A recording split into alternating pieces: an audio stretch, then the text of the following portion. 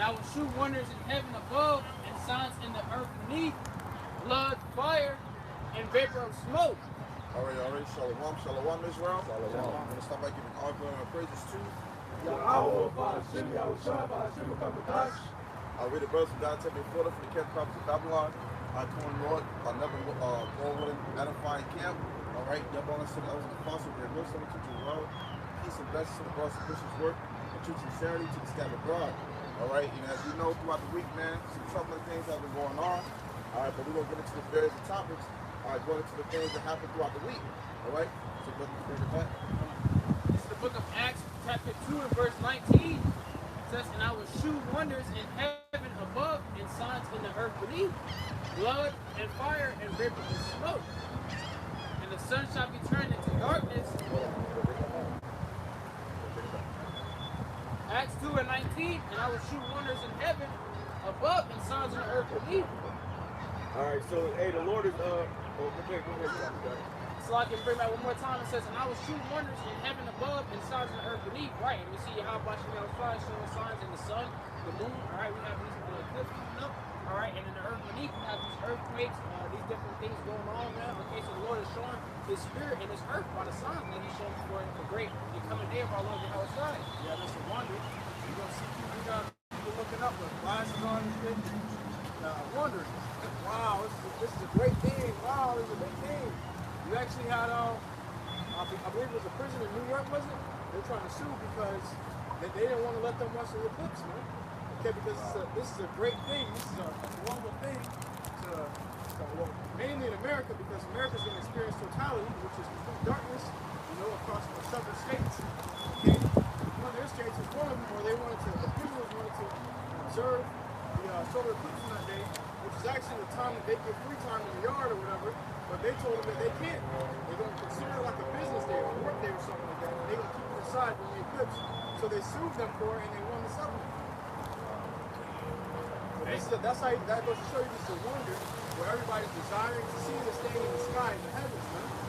But the Lord is saying these are signs that the world is ending. We're in the last days. Right, and you have an earthquake here. Everybody was talking about it. It's a big thing. It was something that you just keep walking, going about your day. The earth literally shook, which we didn't feel it down here, obviously, but up there, in northeast America, they felt it, so, I did a video about the UN was having a meeting during that time. Also, our beloved Apostle Hall was doing a video at that time, and he felt it in this video, but the UN was having a meeting, and in their meeting, you saw the camera shaking, man. The camera shaking, they stopped, they was acting, they continued, so, hey, that made, that whole little region area, everybody stopped and was, they was kind of in awe, so that was a wonderful thing. That's the power of Yahweh Shai. That shows you how powerful Yahweh Shai is, because He knows how to get your attention. All right, the Lord knows how to get your attention. People, you go about your day acting like the Lord don't exist until the earth started shaking, man. So that right there was a great wonder from Yahweh Shai. Then you got this thing with the solar eclipse. That's another great wonder that's coming on 8, which they said that earthquake was a 4.8 magnitude earthquake, right. And then you got these solar eclipse happening on April on the 4th or 4/8, April 8th. So that's all through the spirit of Yahweh Shai, which these are signs from Yahweh Shai. Yeah, he's clearly communicating, man. These devils having a meeting, the UN having a meeting about what they're going to do with the Israelites. How they're going to continue to rule over the Israelites, but the Lord shook the earth in the middle of them conversating, man. That's a sign. That's the Lord telling them, nigga, you ain't going nowhere, man. And I'm pretty sure they are scared shitless. Oh shit, the Lord's mad, the Lord's upset. Today I finished watching the movie Exodus on Tubi with Christian Bale. Pretty good movie, man, but it was showing how the Lord was sending all the plagues upon Egypt, man. And they couldn't do anything about it. And the people, it got to a point where Pharaoh just said, go, get out. Just get out, because he lost his own son too, man. And those plagues that came upon ancient Egypt is going to come upon this modern spiritual Egypt, man. It's America's spiritual Egypt. Somebody grab me that real quick. America's spiritual Egypt, man. So the same thing that happened on modern Egypt is going to happen in this spiritual Egypt. Those same plagues and then some.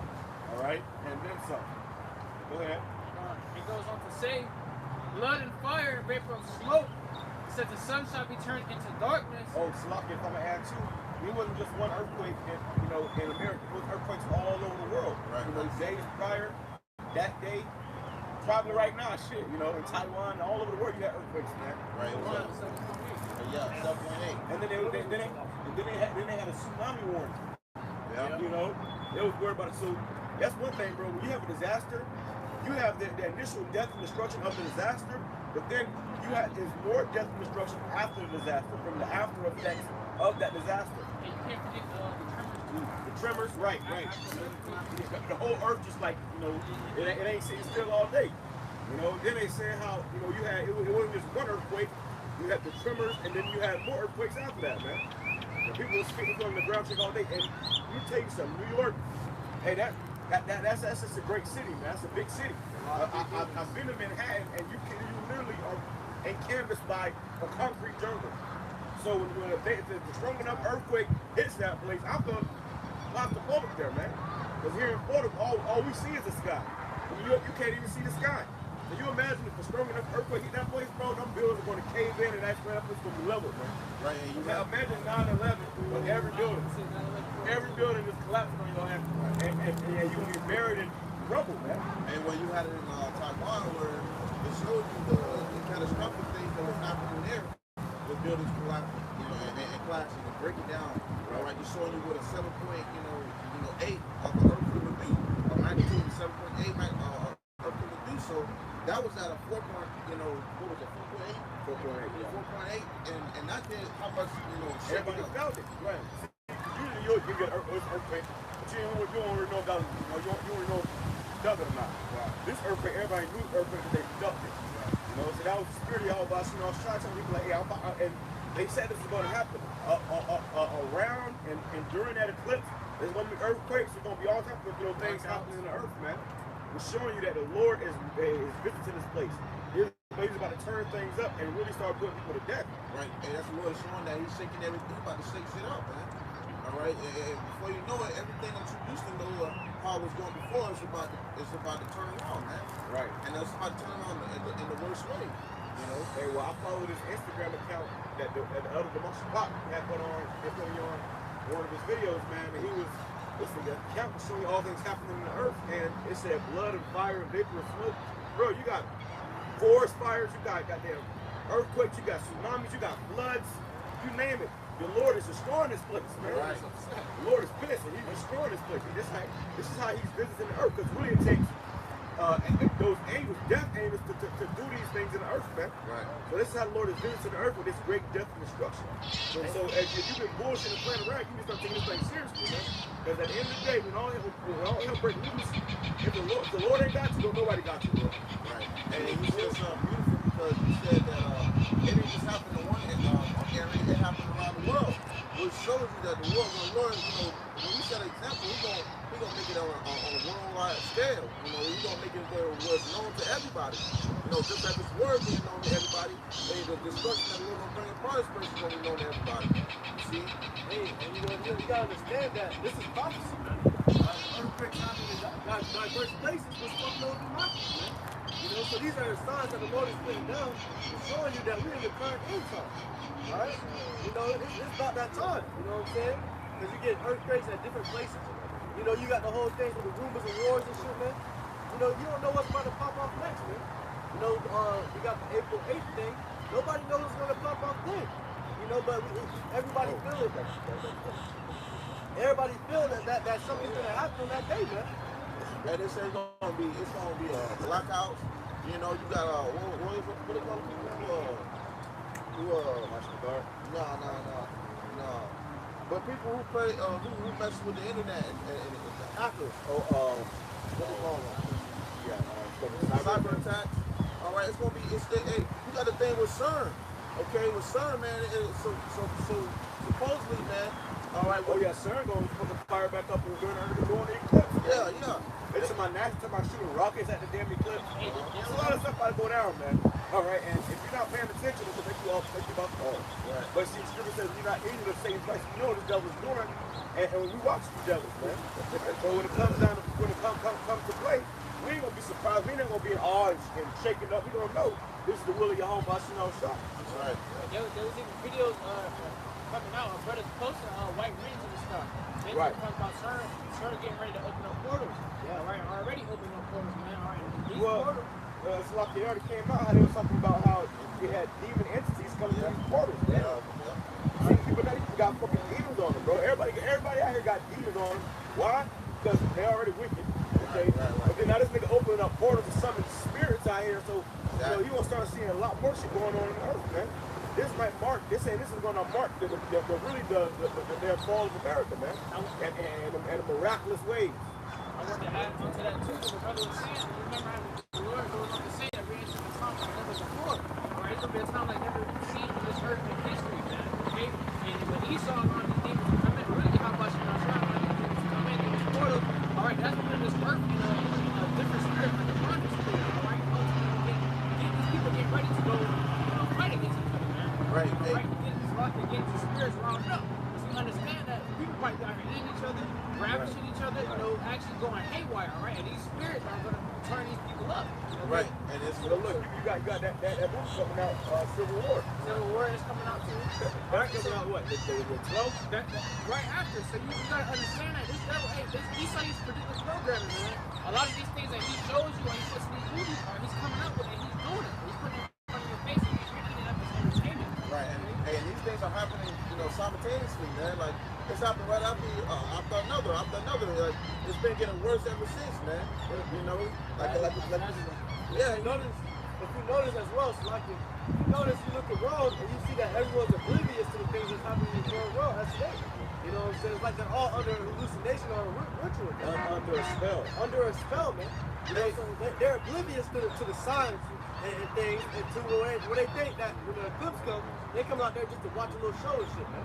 Hey, that's crazy because hey, when that eclipse happens, and all this supposed, you know, stuff supposed to be going down, you got this, like the brother said, you got people in that spirit of mirth, you know, just chilling and you got these devils, they're gonna be doing all kinds of rituals as well.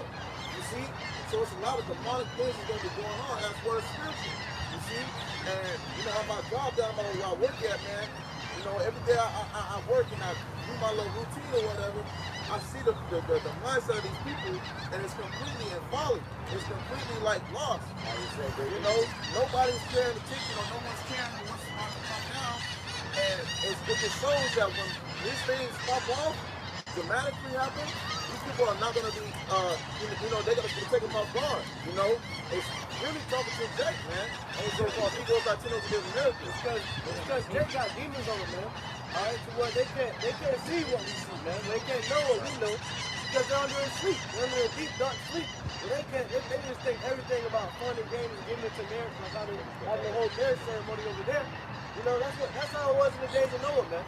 Every weekend they have a marriage ceremony over there, man. Yeah, every weekend. So that's where they people get married. They're thinking about, you know, their careers and vacations, and this shit is over, bro. Life. Go ahead, Jabbar.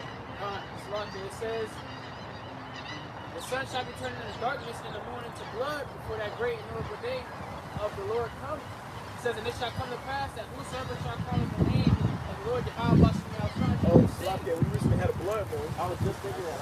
And every other week now it's like a blood moon, man. So It says to be a blood moon this month as well. right. So that's the prophecy, man. And that great and notable day before then, Lord, and when the day the Lord does come, the sky get blacked out with the news.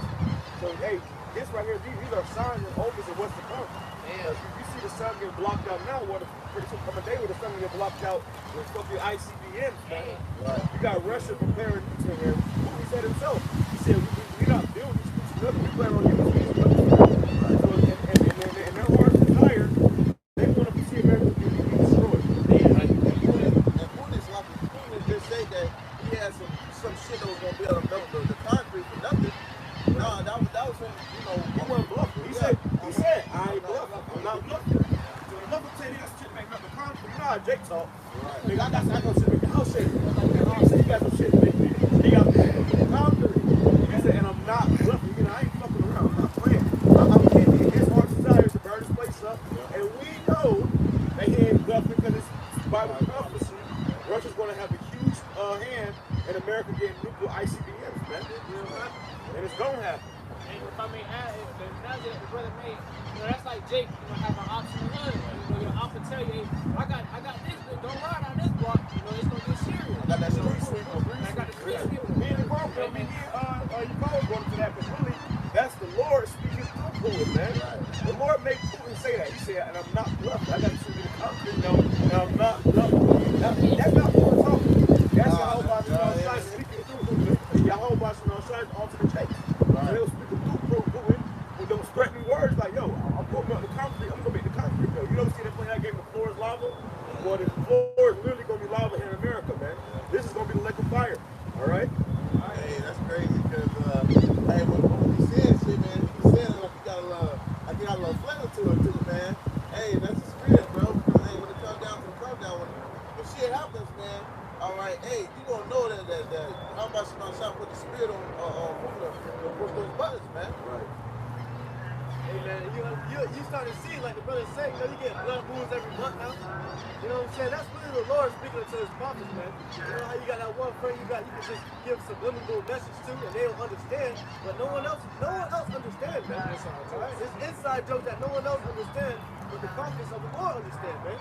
We're able to see that and be like, okay, the Lord has shown us that we're in those end times, man. Right? You know, through the wisdom and knowledge and understanding of the scriptures, we understand that we're in the end times. You know, He said it's funny. Around Euro time, which is what the so-called Jewish celebrate, huh? After the eclipse, the solar eclipse, they said it's going to be a blood moon eclipse, the same month. And they said it's going to happen around the same time every year for the next 3 or 4 years.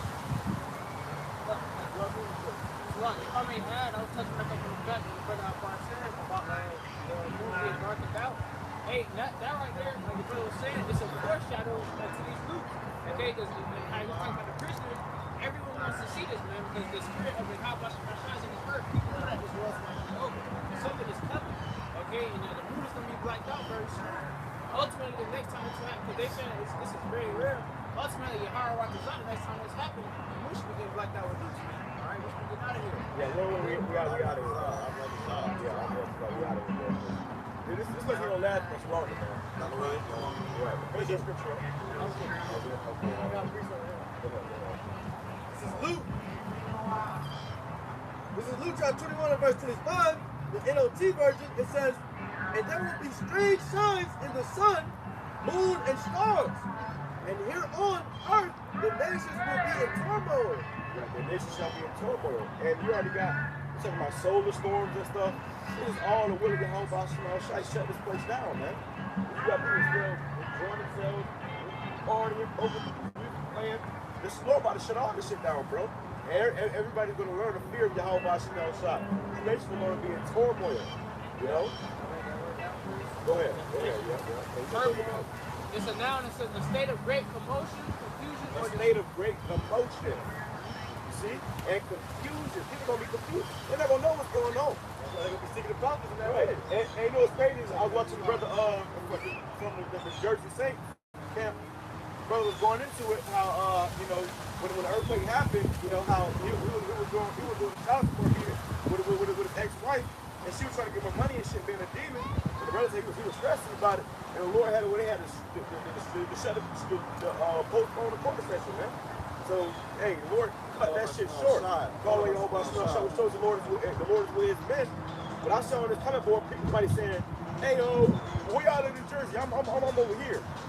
So that's one thing too. Everybody was calling. You got brothers saying how everybody in their family was calling this shit. Hey, what's going on? So when this thing comes down the pipe, everybody gonna want answers. Everybody gonna be confused. They gonna know y'all know what's going on. That's people trying to take the Lord serious, man. So this ain't the time, right? We all witnessed that. 2020 when that damn demon came, everybody was in your inbox. Hey, what's going on, bro? What's happening? Can you?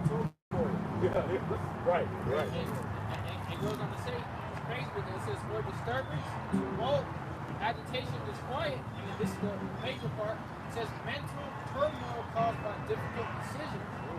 Mental turmoil caused by difficult decisions. And difficult decisions, you're not gonna know what to do next. You're not gonna know how you get your next meal. You're not gonna know whether to take that Quran or not. Man, this whole place is about to get turned upside down. People living their daily life, the Lord's about to flip the script, man. Hey, and that's why says, that's a spirit. Because that's what the scripture says, Isaiah 33:6. Wisdom and knowledge shall be start building in these times, man. Grab that, You know, if the brother grab that, And you notice, like what the brother said right here, he said that in that day, people not gonna know if they want to get that seed or not, man. All right, because right now you see that people are saying, I ain't gonna get that shit. I ain't gonna let the government get us out my here. But once these devils start to build up with guillotines, all right, this time they can take this shit by force. Then people are gonna be in great turmoil thinking, damn, yeah, they're gonna do that difficult decision mentally, man. All right, and it's gonna stress a lot of people out. So when people are gonna be wanting to off themselves, man. right. They're going to be seeking, Seeking refuge shall not find it. Trying to take themselves out, And a lot of people, they're already living in comfort. And a little bit of discomfort, some people lose their mind, but people flipping out, flipping shit, going crazy. Especially these damn women, they're already on edge. They see a therapist, when you can't get a hold of your therapist, hey man, you in trouble, bro. right. Book Isaiah chapter 33 verse 6. Hold on, It says, Luke 21 and verse 25, that there will be strange signs in the sun, moon, and stars. And here on earth, the nations will be in turmoil. Right. Perplexed by the warring seas and strange tides. By the warring seas and strange tides, man. Which whenever you have, these earthquakes, it cause tsunamis, the waves can be taller than these fucking trees, bro. It can be taller than these buildings out here, man. Look at the waves come taller than that building right there. And it just will take everything with it, man. It's like a wall. Right. Brick wall, big go at going fly. It was a movie like that recently, man, that came out where a tsunami came, and it wasn't just a tsunami that hit you, then you born with the tsunami. So you trying to hold on to something, you get hit by shit hitting you. And it was a woman, she was holding on to something, and then she was, hitting her. In the water, I watched that movie. It was I remember this. It was on a trip, and the water had came in. Something happened, and the water came in, and everybody. the guy kid jumped in the pool. Yeah. Couldn't find the kids. Yeah. Everybody was scattered, man. That's terrifying, man. But that's what the Lord is going to do on earth. It's going to be a city, a particular city. You ain't going to be able to tell what was where. The whole building's getting washed with it, man. The whole landscape is going to change. Finish it up. It says people will be terrified at what they see coming upon the earth. For the powers in the heavens will be shaken. Then everyone will see the Son of Man coming on a cloud with power and great glory. Right. So when all these things begin to happen, stand and look up. And it said the powers of heaven shall be shaken, man, because these ruling elites, and they're going to go in their bunkers, man. They got no control. When they think they got control now, when they with their witchcraft and their sorcery, it's going to be completely out of hand, man. They're going to flee into them bunkers, man. You see? They're going to leave you people out here. Right? They're going to leave you out here to die. And that's the horrible reality of what's to come. That's the dreadful reality of what's to come. You see? And the prophets put this on us. The Lord put this on his prophets to come out here and tell you these things. Start right here, elders and apostles, take most on down. Come out here and tell you these things first. So right before it was funny, it was y'all crazy, but now you about to see it, bro. The Lord said, I'm gonna make my words known unto you. So the same words we've been saying and telling you through the scriptures, the Lord gonna make them known unto you. You're gonna be in that death and that destruction. You're gonna be in that wrath and that indignation, man. That's when it's gonna start making sense. All right? Oh, that's what you don't get that light bulb, but you about to get hit by a damn tsunami. Right. When it's too That's late. what those guys are talking about. When it's too late. When the nuke's coming. Oh, that's a wrong time to have a damn epiphany moment, man. Oh, that's what they were talking about. Boom, boom. We're gonna blow your block off, man.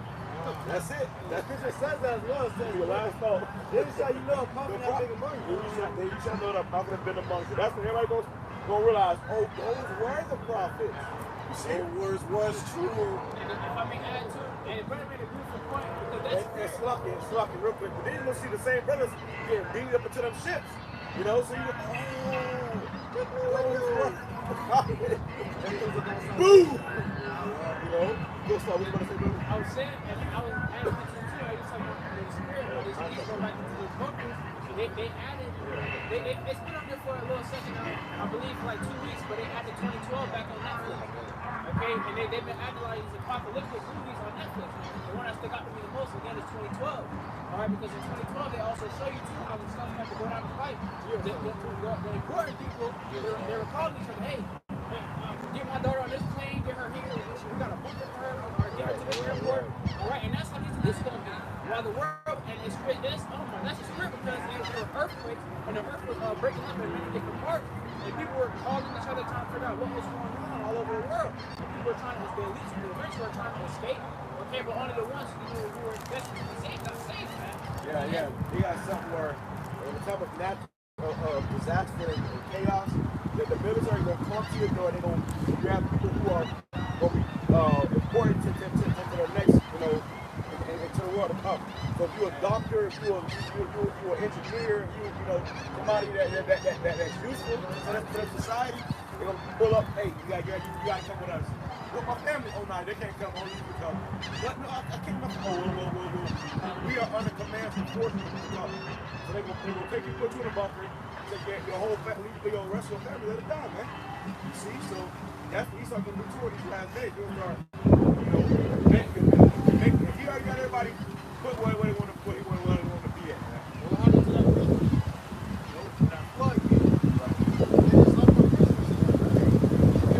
You know, it's up for Christmas. People have no enthusiasm. Well, Esau don't got no sympathy. He don't got no sympathy. The motherfucker got no sympathy now. You know, he put a smile on his face. He might shake your hand like that in your face with a smile, but that devil don't have no sympathy, man. But all it comes down when it comes to his agenda, all right, to where he wants, he's gonna make sure it's flourishing, man. So when it comes to people in their lives, he doing it now. He don't give a damn, you know. That's because, hey, a lot of people gonna be caught off guard and confused in that day as well, because Esau gonna leave your ass be stranded. He that is evil to himself to whom shall he be good. Says, so when all these things begin to happen, stand and look up, for your salvation is near. So stand, when all these things start to happen, stand and look up when you come to the men of the Lord, the true prophets, for your salvation is near. So we already looking up. Every week we come out here, we see chariots in the sky, flying over the camp, man. That's all through the spirit of Yahweh Shai. And we keep our heads up, man. We always looking up towards the heavens, because we know that our redemption is nearer than we believe, man. Okay, so we know this is all in the will of Yahweh Shai. These things going to happen in the earth, and a lot of people are going to die. But hey, the Lord said He has an expected end for His elect, man. Okay, of peace. I understand that too.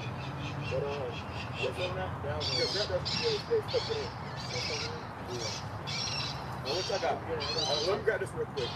Yeah, you grab that NLT too. It's Psalms 33, verse 8. Let all the earth fear Yahweh. Let all the inhabitants of the world stand in awe of Him. That's what's coming. People gonna fear. You gonna learn to fear Yahweh, and the whole world is gonna stand in awe. Like in that movie, Independence Day, when they saw that ship coming, everybody was standing in awe. Cars was crashing. Everybody stopped what they was doing. The earth stood still. Everybody gonna stop what they doing. They gonna stand in awe of the true power, the true God of the Bible, and they gonna fear, man. You gonna fear Yahweh, you ain't serving Yahweh now, then you definitely gonna fear, man. It's gonna be a heavy presence that day, man. Right. And people gonna be fucking losing it that day, man.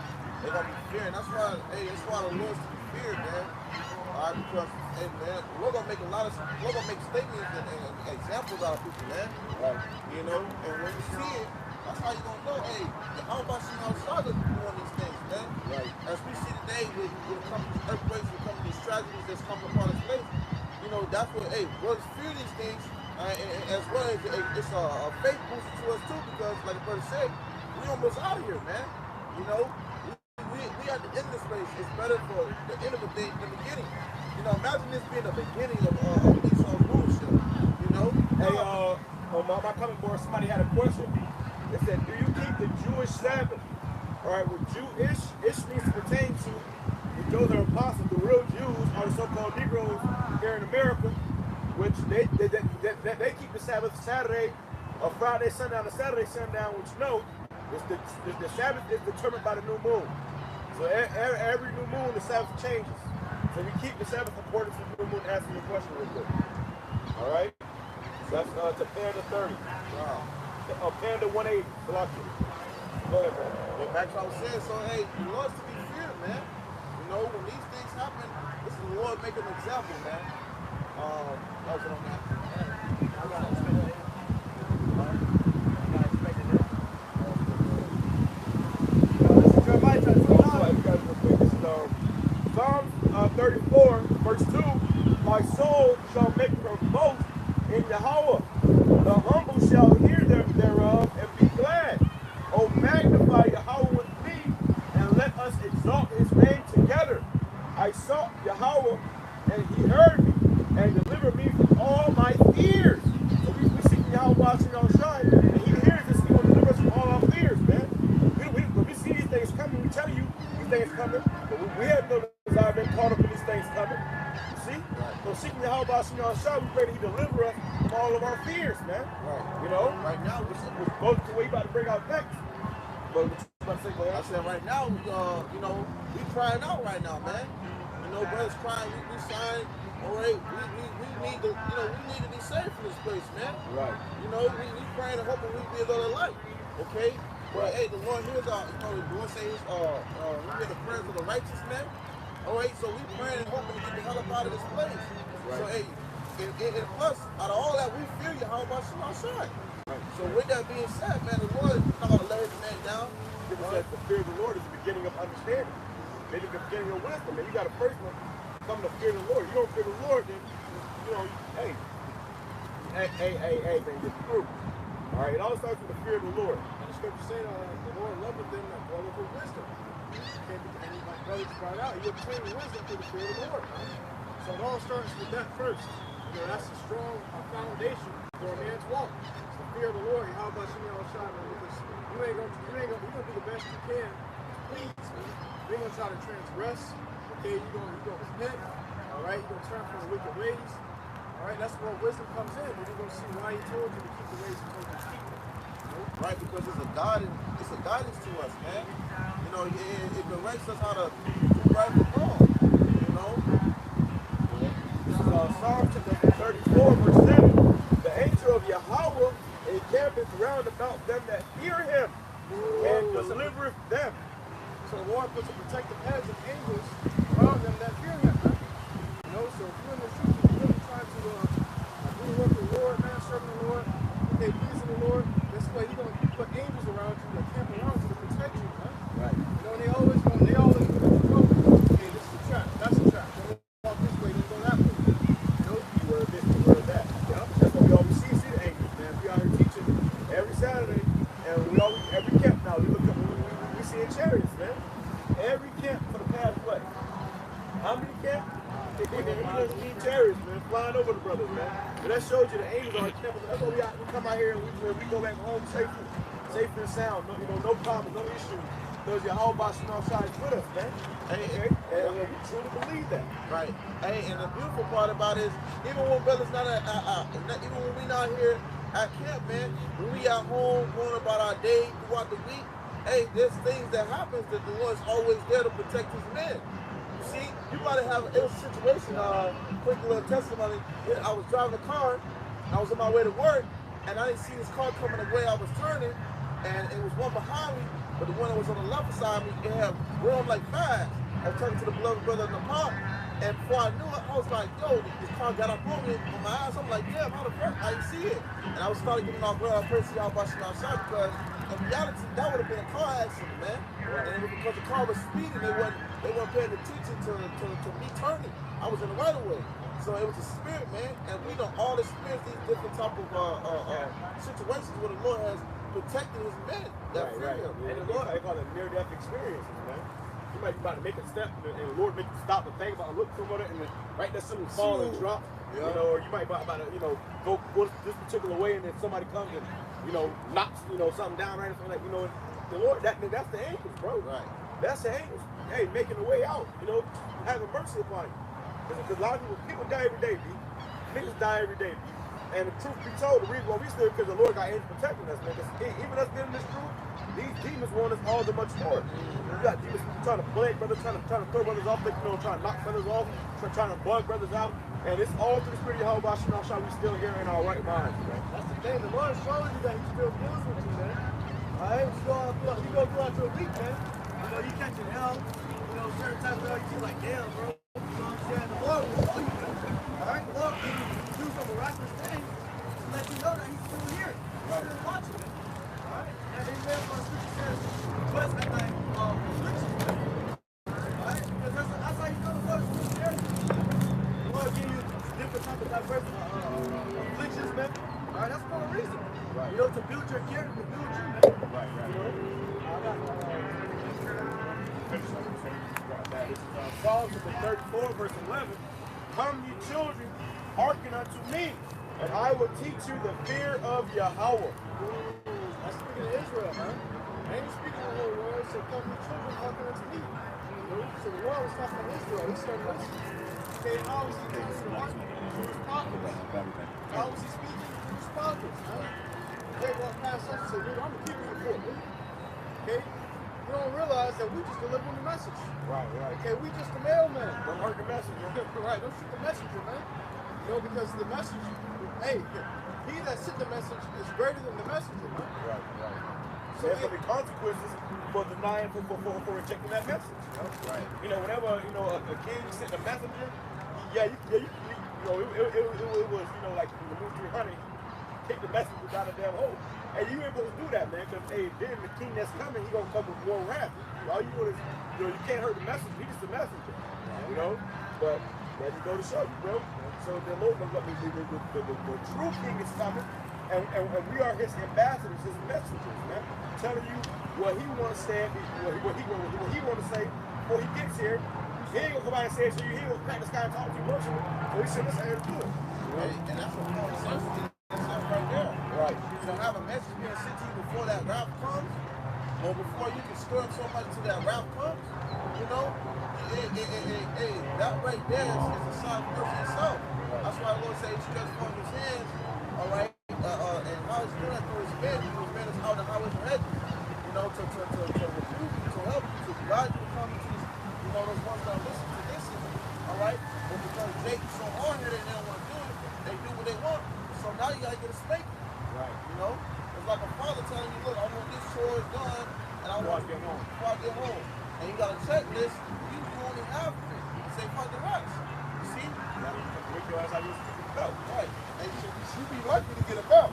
Right. You might get some strange different, It's a cord, a bamboo stick. A fucking board on your ass. Boy, I think I had 2x4. beloved elders and apostles, that first time say, you know, words don't teach, adversity will. So when the Lord came to words, there was a time for speaking, teaching, and warning. Now it's going to come a time for adversity and asking. Okay, judgment's going to come. Right? Then you're going to want mercy. Then you're going to want to repent and then turn around and do right. But it's going to be too late. You can't fucking turn around when you're already drowning. You know? Right, and why is that? Because the scripture says, even the Lord says in the scriptures, hey, that what? We are stiff-necked people, man. You know, hey, we are hard-headed. Jake, hard-headed. They don't want to get it. They don't want to listen. They just, you know, stubborn. You know, when you can't stand a little stubborn little motherfucker. You just gotta shake their ass up or just give them something to remind them. And that's what, you know, that's why we even going through the process now. Right, and then the Lord going to bring in at the point this year, the hopeful year of Jacob's trouble, man. So we about to see Jacob ass in trouble. The Lord about to turn the knob up on this death and destruction, man. And a lot of you niggas are gonna be left to die like the niggas that was left to die in that prison, man. That's Yahweh trying to show you that, hey man, he ain't up to play with. That's why shit getting shaken up, man. Because if you ain't heard about it now, you will hear it soon. All right, that they do this word. Hey, this is a prime example. You know, you want to shake your shit up, if you ain't catching up to those signs, how much more when shit really hit the fan? Precept. Go ahead, Bob. This is Jeremiah chapter 29, verse 11. It says, for I know the thoughts that I think towards you, says the Lord thoughts of peace and not of evil, to give you an Brothers expected. don't need to be worried, man. You thinking or you worried, you got a fear of death or anxiety, whatever it may be. You know, you worry the Lord ain't gonna come through for you. The Lord said He knows His thoughts towards you, man. You know, to give you an expected end. You know, and hey, you don't want to be caught in judgment. Expected end is always better because you know what's gonna happen in your end.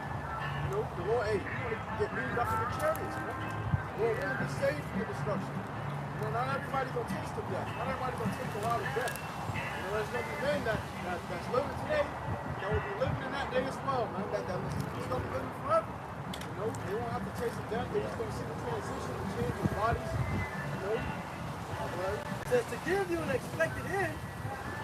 Then shall ye call upon me, and you shall go and pray unto me. even the Lord say, have I any pleasure at all in the wicked when they die? No, man. You know, the Lord don't want to kill His own children. He do it because He has to. He just got to be put down. When happens when you got a pet, you love that pet so much, but he gets rabies. You got to put him out down, man. He gonna die himself. You know? Well, because he's suffering. Yep. You get an animal that's sick, you got to put it down. If you love the animal, you got to put it down because it's suffering. So they say you got to put it out of its misery. Right now, Jake is fucking suffering. You know, Jake out here smoking all day, every day. All they do is fucking smoke weed and pot pills and, you know, niggas is killing themselves. So Lord, like, hey, I got to put you niggas down, but they're not. You know, it hurts me to see you know, in this place, man. You see? Yeah, but the Lord said He can give us an expected end. What's our expected end is to be delivered, to be saved, man. To get the hell up out of here. That's our expected end. You see, so we hope the Lord can you know, deliver us in the blind records as He, you know, already see fit. Yeah. Hey, and that's why you have it even in the book of Baruch, roughly paraphrasing, what it says, you know, roughly saying, what the Lord said, He didn't, you know, send us here for our destruction, but because we brought Him to wrath. You know, because we angered the Lord, all right, by sacrificing to other gods, man. Right. You know, so, hey, Jake had to suffer. We had to suffer these things, man. You know, Definitely suffering. yeah. So, hey, you know, when it comes to the, you know, and it ain't like the things ain't changing. You know, it ain't like we starting to see the country start to flip, man. You know, hey, we starting to see these things, but it's a process like that. There's still things that have to be fulfilled to the prophecy, man. Right. But brothers, we have, you know, we have this word, we have the truth, man, which is even more comforting. Okay? We're giving this truth to know the inside of what's going on. And that's even more of a comforting thing, man. Because yeah, that's right. So, and that's like having a warm blanket in a cold night, even though we're still cold in a sense.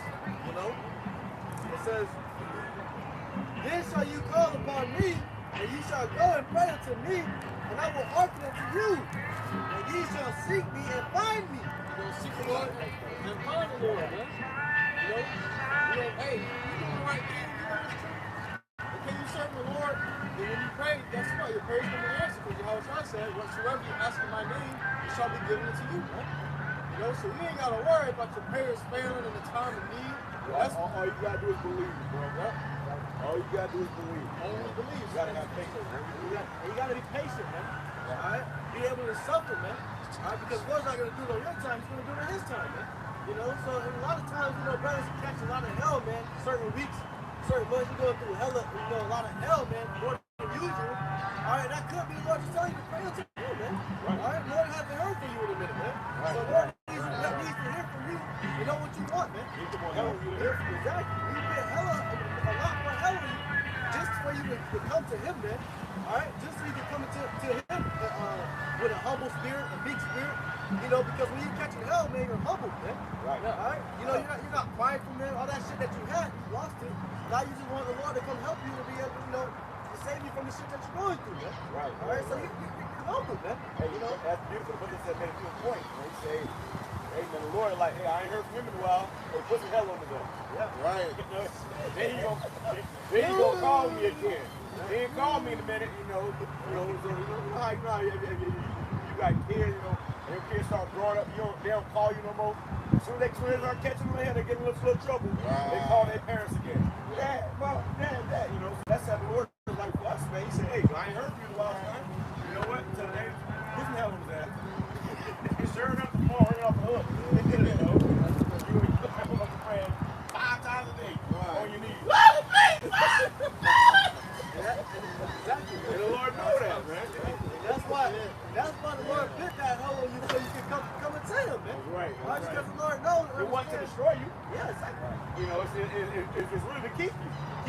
know what I'm saying? So you don't wander off too far off.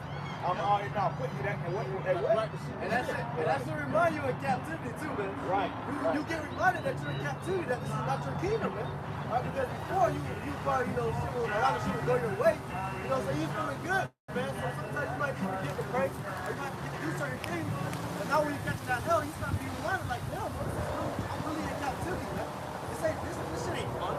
Man, that's the spirit. Well, Call Allah. Yeah, Allah, Shim, Shim, Hey, they was playing music loud as fuck. I just said, that shit was like cut off right when I said that shit. That's the spirit, man. Hey, and this is spirit because another comforting thing too that the brother we're talking about when it comes to a comforting thing, how about outside is when we catch a hell, and since hey, that's the chastisement of the how about outside. So the Lord say he chastises the ones he loves. So the Lord loves you, he's gonna put you through some shit. Even when it calls to you crying out to him, talking to him, and relating those heavy burdens that you have on you. Right. Because the Lord want to put the burden on you, say, hey, now you come talking to me. You'd rather that because that shows that you have a father and you're not a rascal. Right, exactly. That shows that you're not neglected. That's gonna be the best thing when our helper needs to have the fact that you know the God that's doing this. Right? You're in contact with the God. That's why it's so great that we have the God that we have. Because these other heathens, they don't have a God, man. They're bastards. They don't have a father. See? And the God that they do worship and serve is their false God. So they go to those guys trying to, to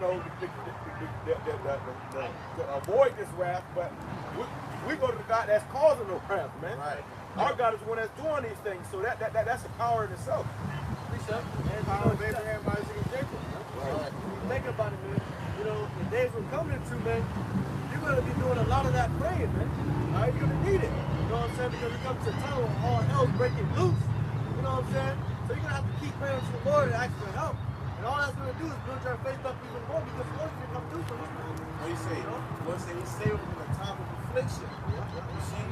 Lord say he saved us in the time of affliction. And we gonna be being afflicted, man. We gonna be getting away scot-free with everything.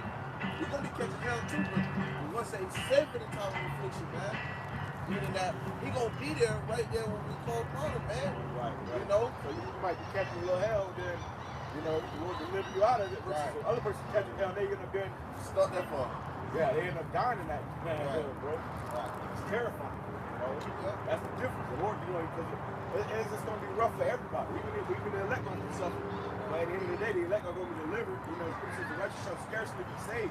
Right. So you're going to be saved. You might have to get to the brink of that hell to be saved. Everybody else, they're going to suffer and be terrified in that hell to get to the brink of it to be just be destroyed anyways. Damn. They ain't got no sense of comfort.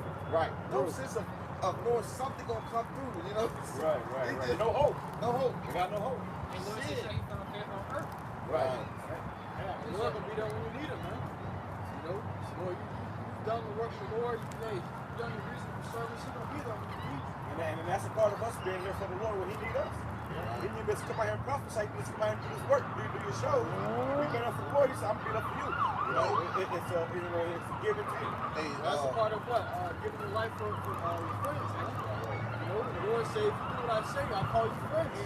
Right. So what? He gave his life for us, and now we are giving our life for him, man. Hey, by doing this work. That's right. That's why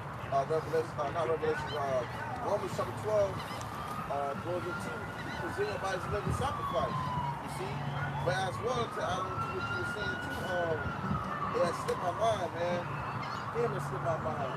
I'm about to y'all come back to it. But it was going into what you were saying as well, man. But hey, that's the whole protection that we have, man. We have the law of our shit outside. And can't nobody, come between that, man. So, hey, that's the power we serve. You see? Right. It says, and ye shall, verse 13, ye shall seek me and find me.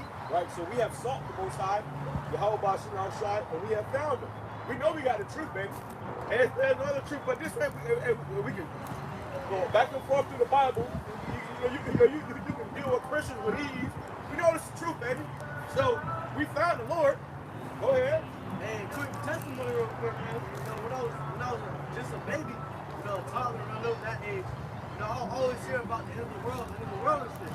that shit was getting fear in me, man. I was like, damn, it's gonna happen, and I know that I'm not in my right space, in my right mind. And I asked the Lord, I was like, you know, but by the time that this happened, give me the right knowledge so I can follow you. You know, and what's crazy about it is that, you know, you see these end time prophecies happening, all these things happening in this time that we're in, and this is the knowledge that the Lord gave me, man. Right. So that's Allah Yahweh. That's what makes me believe this that much more, man. You know? That always shot in our childhood, man. You heard the world was going to end. When you were kids and everything was nice, the sun was lit, everything was a bit brighter than it is now. You know, seeing the world in vivid mode. Okay, and then you find out that, hey, everybody got to die, buddy. The world's coming to an end. Hey, you start looking at the world completely different. You start looking at the world completely different. When you're constantly hearing that this place is going to be restored, something going to happen to this place, you know, it makes you in a different, mental thing, man. That's why it's not trend. Some get the mentality to seek the Lord, and the others, most of them get the mentality to YOLO, you only live once. Hey, that's the scripture says that it says, the only things that these Muslims destroy this place, what spirit shall you be in? What kind of person shall you be in? You know, so like the brother said, you know, some people that hear it, they want to live like, yo, spirit, I'm going to do everything I can before it does it. And then you got the true brethren, the prophets, that find this truth, and then they're like, you know, I want to do whatever I can so I can be saved from the kingdom of destruction, man. You know? Because at the end of the day, none of this shit matters when you got fire burning your ass up, man. You know? None of this shit matters when your ass is roasting, man. Hey, you gotta light it under your hand and let your hand just sit there and then meditate on would you want to be in something that's way far more greater than that. Or your whole body, man. Hell no, man. You know? That's why I do something like this. It says, and ye shall seek me and find me when ye shall search for me with all your heart, and I will be found of you, saith the Lord. And I will turn away your captivity, and I will gather you from all the nations, and I will from all the places, whether I have driven you, saith the Lord, I will bring you again into the place which I have caused you to be carried away captive. Because ye have said, the Lord hath raised us up prophets in Babylon. Right. So the Lord raised up prophets in Babylon. So like Brother mentioned, there's a testimony about when he was younger, he had prayed to the Lord to make him where he was in his right mind when the time comes. And the Lord raised him up a prophet in Babylon. That's the name of the camp. Prophets in Babylon, man. Because well, we out here in Babylon. We was born here. We had come here. We didn't, we wasn't born. The Lord raised us up in Babylon. We was brought up in America, which is modern Babylon. Okay, when the Lord made us prophets, we prophesied against this place. We had no idea what we were doing this when we got older, man. We thought we were going to be here, there, and a little bit everywhere. But no, the Lord got us right here, serving Him, doing this will, prophesying this word into this place, man. So that's spiritual. See? And there's no place where we would rather be than serving the hell about shackles. When all hell breaks loose, this is the only other thing that's going to matter anyways, man. Yo, man, you got to understand, too, as we were younger, man, we was always brought into, you want to be an actor or a singer or a ball player and all this other bullshit. Right. You know what I'm saying? But the Lord will put it in your mind, because you at that time, you truly don't understand what everything's about. You truly don't understand the true knowledge, man. All right? But you still feel like that's all you've been taught. So that's all you want to be, man. All right? But the Lord showed you something different, and you like, damn, that shit resonates with your spirit, man. All right? Then you instantly feel that connection. You're like, damn, this is really what I was put here for, man. This is what we was created for. This is what we weren't created to be no damn no NBA player. Like the bitch told LeBron, shut up and dribble. We weren't created to be no goddamn actor, no rapper, fucking rapper, smoking pounds of dope, rapping. We weren't created for that. We weren't created for it. We was created to serve Yahweh Shalom Shah. That's what we doing. Hey man, the crazy thing about it is, man, this wasn't of us, man. This wasn't of our choice. The Lord chose us to be of this, man.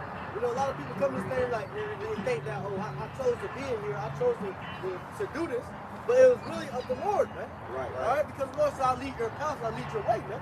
All right, so every time you came across the prophets, man, you start getting more and more knowledge, then it start resonating with your spirit that much more. Then you find yourself on the other side of the camp, you're preaching the same thing, man. Right, right. You know, because that's originally the Lord, man. That's not of us. Man's glory of the Lord. Yeah. So for us being here, this is what the Lord put us here.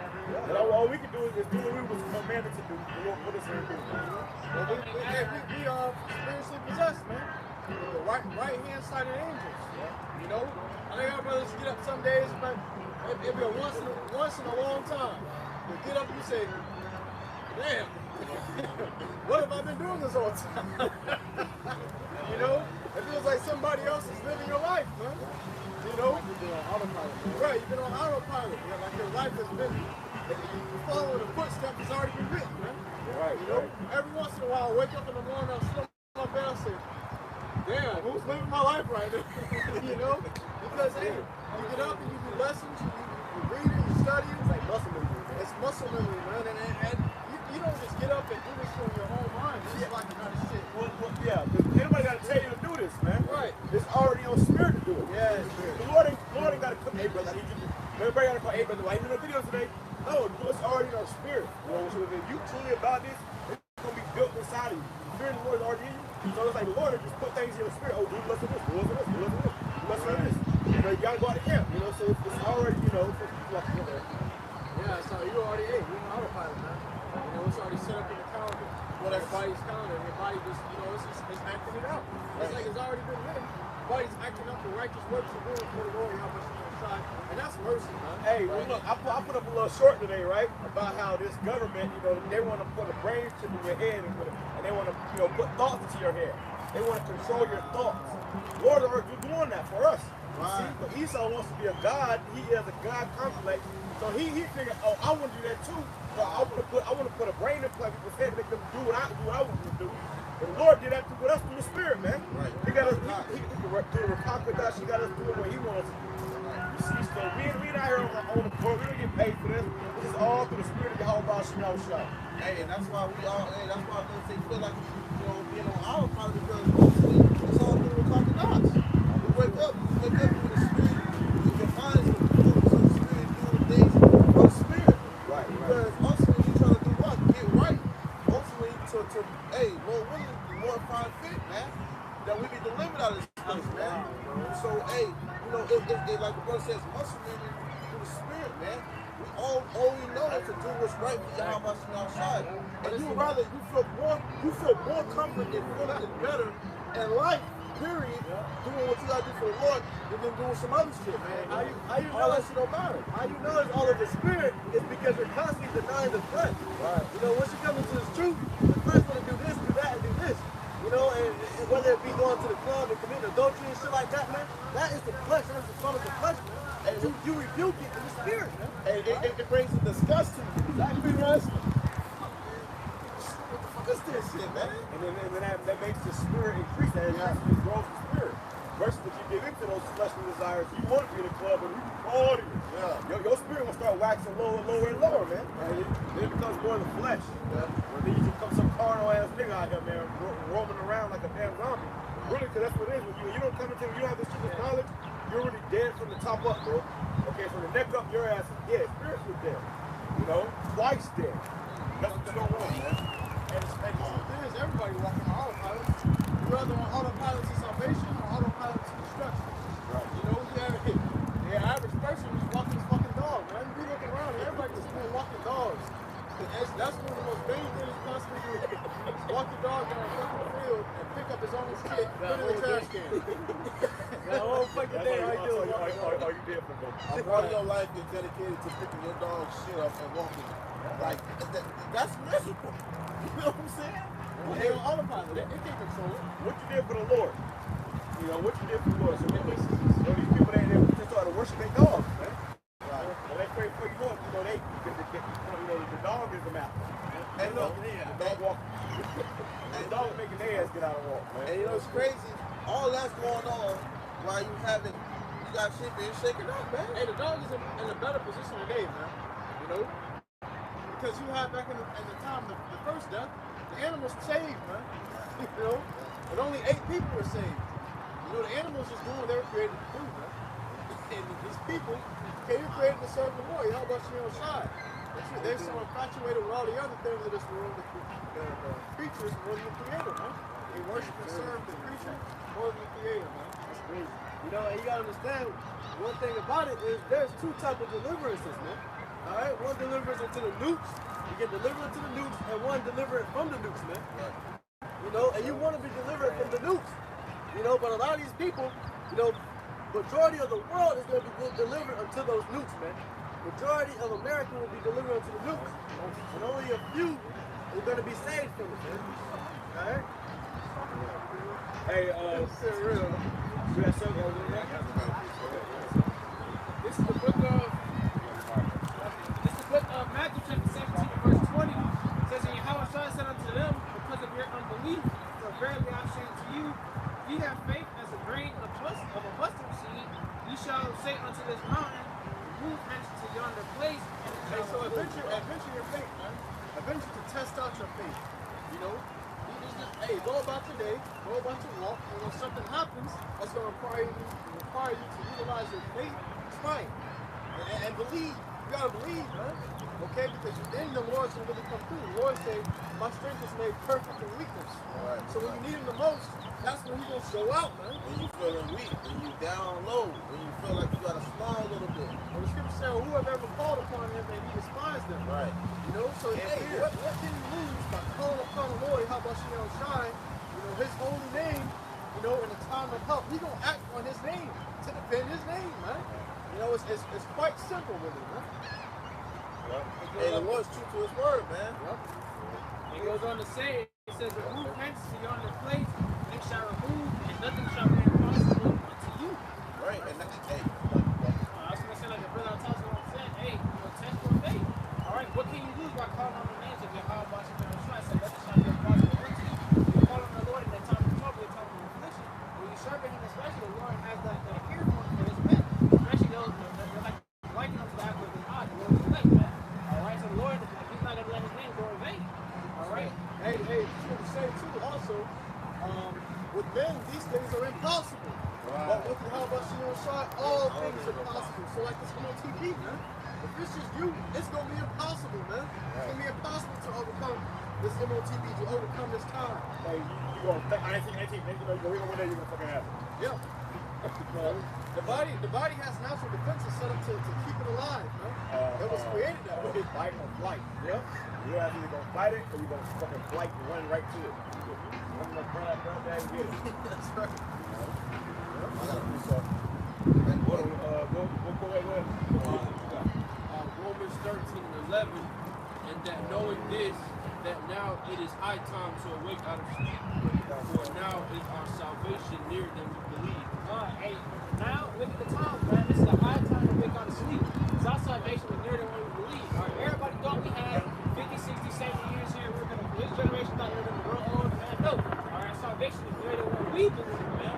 All right, your how about you be outside? It's like the chessboard. He's putting the pieces, all right? And time to speak up. And he's doing it for the next thing.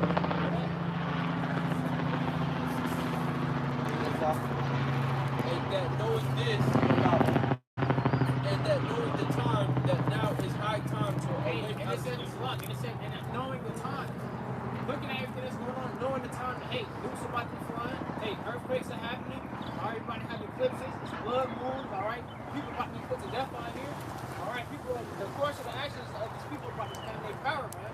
These people about to literally start raging up and getting amped up out here, man. Okay, not knowing this time, go ahead. That now it is high time to awake out of sleep. Hey, it's high time to awake out of sleep. It's high time to understand that Yahweh Bashim Yahshua is about to return and destroy this place. The Lord is visiting this place. Hey, the Lord just visited New York. I mean, it's like New Jersey. All right, Philly, down in that area, man. The Lord is visiting the earth which He made, and He's about to destroy this place. But mainly America, man, 100%. For now, it's spiritual also because He said now is the high time to awake out of sleep. We were once asleep too. We were sleeping too, man. You know, we just woke up first. The alarm clock. Hey, the Lord set the alarm clock for us, man. Hey, I have four posts of that clip from the movie School Days. It was a 1988 movie with I forgot the director. Damn, I forgot his name, but it was an old school Jake movie. And he had I believe his name is Lawrence Fishburne. He was in it and he said, "Wake up!" He was telling Jake to wake up. And you saw Jake come out in their pajamas, they scratching their eyes and yawning and shit. He said, wake up! And he looked in the mirror, he said, it's time to wake up. And that's for all people, bro.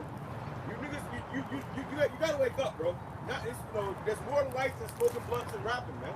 There's more to life than goddamn, fat booties and bitches and getting money. yeah, it's more to life than that shit, man. You gotta come into this knowledge of this truth because the Lord got something better prepared for us, bro. Right. We have a better reality set up. The scripture says the kingdom is prepared for you. Watch. So, we watching for the kingdom of heaven, man. That time was coming. We gotta enter into our rest. Yeah. And we don't have to worry about no damn money or a damn job or, none of that shit, bro. All this shit, everything that you worry about right now today is gonna mean nothing very soon, man. You're gonna be thinking, I can't always even stressing about that, man. So just focus on the kingdom of Yahweh Shai. The scripture says, seek ye first the kingdom of Yahweh Shai, and all these things shall be added unto you. And that's beautiful you said that, King, because when we were younger, we realized that this wasn't life. When we found out, hey, the scripture say, the living is born knowing that he shall die. Right. When we found out that we had to die someday, we knew. And we wanted it. We wanted to live forever. So, yeah, what we got to do to live forever? Real. But, hey, we knew that this wasn't life, man, because there's death to it. Right. Okay, so we know that this ain't the end goal. There's something you got to do, to get that immortality, man. Eternal life. That eternal life. If I may add to the brother made a beautiful point too, because even when you have when you're around death or you see death, you look at it as kind of like an anomaly, like damn, like something is weird about this. Like, why are we not, why do we have to die? Right. And when you see somebody die for the first time, or the feeling you're like, damn, he just look like he's asleep. You're like, why would they wake up? This just it feels weird. Right. The minds are off, and that's because Jake naturally we understand that we have that God complex, the word KG. We have that God complex, man. We understand that we want to live forever. We want to be God, man. We want to be able to fly and do all these natural, supernatural things, man. And that's who we are as a people. Naturally, that's the people that the Lord created, man, in His image. So naturally, when we can't have those things, when we're hindered from those things, man, you crave it, man. Right? You want that. Well, even with that, it wasn't the Lord's will for us to die. We was created to live forever, but because of sin, the wages of sin is death. So because we in this fleshly bodies in this change of darkness, that's why we die. But originally, we were not created to die. The Lord created us to live forever, man. But He said, "You shall be like God." Lord gonna renew us and make us, people gonna be changed. And in our kingdom, we never gonna die. And because we're in this man's kingdom, that's why we experience death. Right. If I may add too, man, when I was a kid, man, one thing for sure when I was growing up, man, I used to be panicking. I used to be freaking out, man, because like I earlier, you hear about the world about to be destroyed and everything, and you always want to find out what you could do to prevent those things from happening. And it was a point to where every time I'll have anxiety, man. I'll be like, damn, the year 2000, I'll be in middle school. I mean, damn, the year 2005, something like that. Year 2020, that should have sounded outrageous to me. Like, they won't last this long. You know what I'm saying? I'll be like, no. I'll be like, damn, people will be smart out there. You know what I'm saying? Always trying to find a way of seeking a better route because of this place is going to be destroyed. Being here, man, hey, man, you want to get the fuck out of this place. I knew I was like, yo, what the fuck? This thing is sick. It's sick. There's something wrong with it. This cannot be life. There's no way this is life. And it's a blessing to be able to have this truth because you know that it's more to it, man. And then you've been lied to. We've been lied to. Hey, Shalom, Yahweh Shai, Bekatah. My brothers and sisters, tune in. We've been lied to, man. And now we have this truth, the truth. Esau can't manipulate you no more, man. Can't fuck you up with shit no more, man. We've been free from that mindset, that ignorance, just being ignorant, And that brother said we have been free from that mindset because from the time you were born from an infant stage until you were able to be comprehensive to go to school, man. Esau was the one who raised you. Your parents didn't really raise you. Okay, they sent you off to Esau school. They taught you what to learn in school. They really taught you who to worship. All right, they fed you. They conditioned you to eat certain things, things that was abomination unto us, man. Okay, so these Edomites really raised us, right? And they brought us up to the wrong stead. Okay, and now you have Bashim outside, brought us this truth. All right, we were set free from the captivity of this world. All right, it's like a great like Superman, man. Clark Kent when he opened up that suit and show off that S. It's like we broke free. Yeah. Okay, we're not under these what's the word? Chains of darkness. This chain of darkness and these spells. You know, we're not under those heavy delusions anymore. All right, we understand that. Hey, we understand that we're free. Right. We're not conditioned to the things that these people are conditioned to, man. Right. Truth shall set you free. Hey, the brother said it. Set you free. The truth shall set you free, man. And our minds are free from it. That sleeper state we was in, man. Because, hey, it was frightening. It was frightening. Like, I don't want to be like this, man. How the hell can I? It's got to be something different. And we were switch that birth, man. Like we found our right kid. Right, man. That was on that outro. For now is our salvation nearer than we believe. How is our salvation nearer than we believe? Oh, yeah, like I was saying earlier, man, our salvation is nearer than we believe. You know, and Jake thought they were going to be wrong with Elijah, man. No, the Lord's speaking to the tongues of the elect Satan. Okay? Because the Lord has given up these tongues to show upon the world. Hey, no flesh shall make it, man. The Lord said that. Hey, not an animal, not a person, nothing, man. No flesh shall make it. Nothing. Esau was worried the whole world and himself. The night is far spent, the day is at hand. Far spent and the day is at hand, man. What day is that? The day of Yahweh and Yahweh. The judgment day is at hand. Right. Let us therefore cast off the works of darkness and let us put on the armor of light. And cast off the works of darkness, man. All right, put on the works of light. Come into the state understanding that you're an Israelite, man. Understanding that, hey, Yahweh is real. This is the true living God, the true living power. And this is how you're going to get delivered, man. Put on. Let's walk. Let's go back. Darkness. Let us therefore cast off the works of darkness. Hey, cast off the works of darkness, man. These Edomites have been putting works of darkness on you, man. All right, with these elites doing these rituals, man, and doing all these different things, man. All right, they put spirits on you, man. You want to cast all that shit off, man. Cast off the ways of this world. All right, cast off being a nigga. Right. All right, and put on this armor of Yahweh, this armor of light. And you have it where the scripture says, I believe it's Isaiah 5 and verse 22, if I'm not mistaken, correct me wrong, but where it say, Jake, put darkness before lightness, man. Right. So here you have the scriptures giving you a firm instruction, all right, but Jake would rather do something that's beyond, they would rather do something that's wicked than rather doing it what's, good. Right. It's righteous. Like, yeah, you got it too. Jeremiah 4 verse 22. Go ahead. That's not it. Brother can grab that scripture going into put darkness before light. All right, because that's the mindset of our people, man. They don't want to do what's right, they want to do what's wicked. All right, even though you have it where you've been given the instructions. All right, this word, it's not like this word going to one place, it's going everywhere. Right. If you got the internet, you can type things up, you can look at things, the gadgets that Esau has provided Jake with, which you say you spoke how to use it, you can use this to your advantage to get what you need. Right. But Jake rather, they'll use these devices to look up how to be more of a crack dealer or drug dealer or the best rapper of the year. How to dance, how to do a dance move. Niggas be on TikTok shaking their hips. What? You want Craig shaking your hips? Yeah. Mississippi twerkers and goddamn New York twerkers. Motherfuckers out here doing all that shit, man. The niggas on the internet Popping their hips and shit. making damn chitlin pizzas. Yeah. Come on, bro. What are you doing with your life, bro? Yeah, man. They making chitlin pizzas. That's sick. And put that shit on the internet. That's not what Lord created. Lord created the internet for the truth, man, for the word to go out. Not for that wicked to put up folly, no bullshit. One thing about it, though, they please the world, man. All right? They do that to please the world, but the Lord is not pleased with it, man. Right, Right? So you got to understand, you got to question yourself, who would you rather please, this world or the Lord? And at the end of the day, you should want to please the Lord more, man.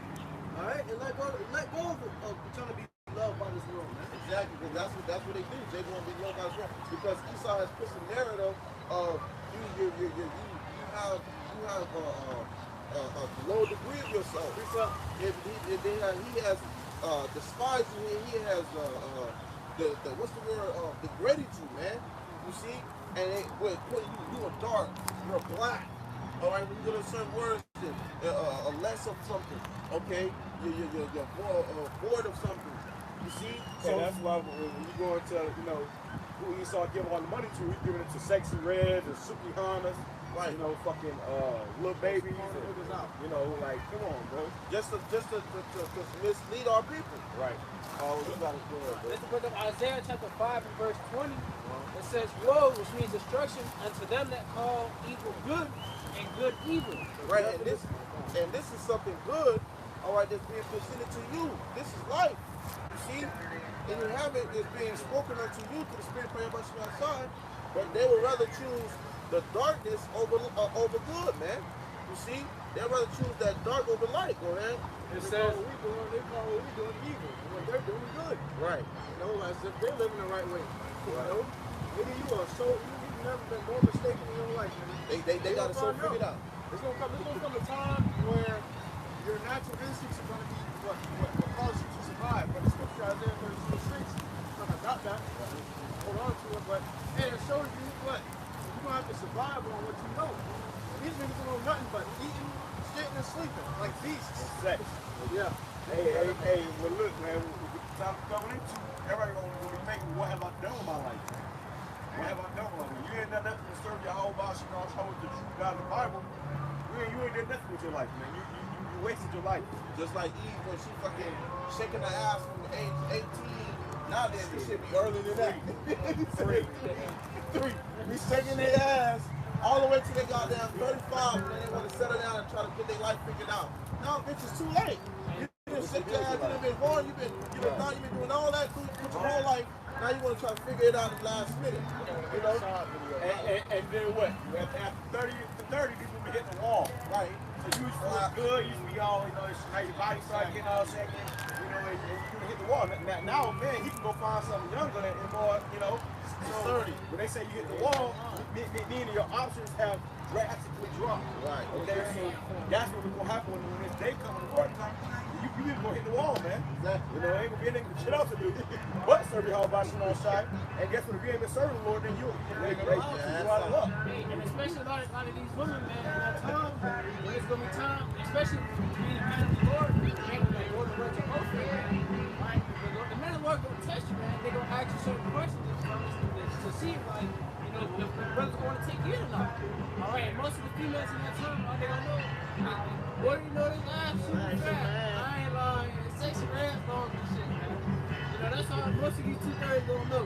All right, and let you know All right they now. gonna know is, get her ass out of here.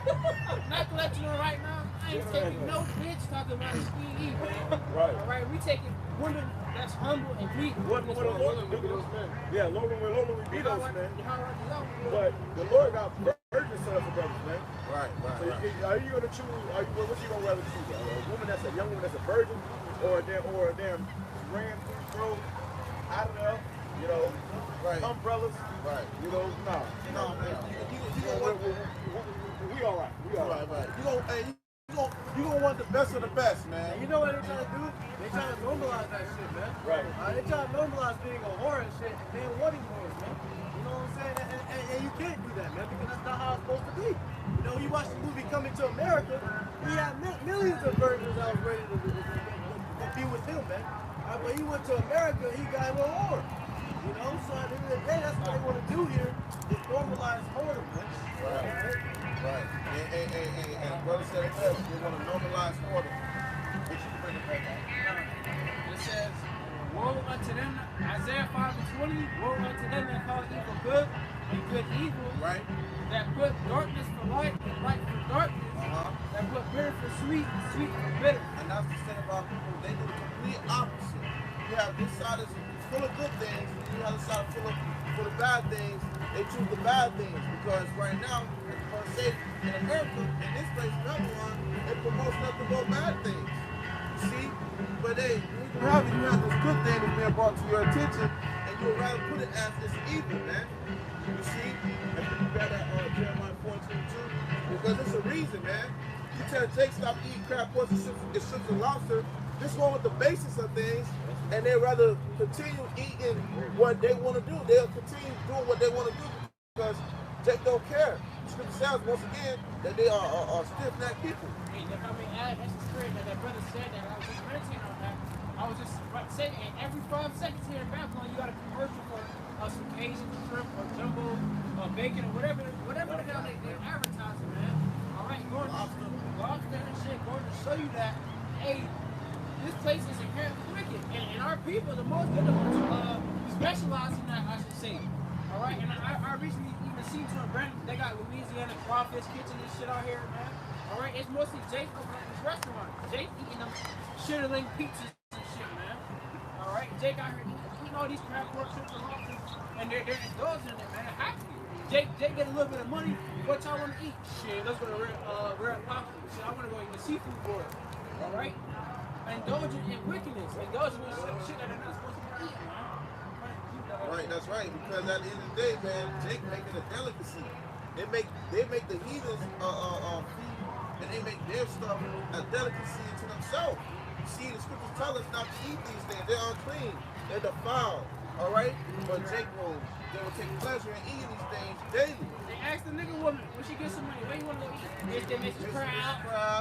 Crab boil. Everything got crabs, man. Seafood boil. Everything got crabs. Extra eggs. It gotta smell like fish. Yeah, right. And then wonder why you sit downstairs, smell like the goddamn sewage.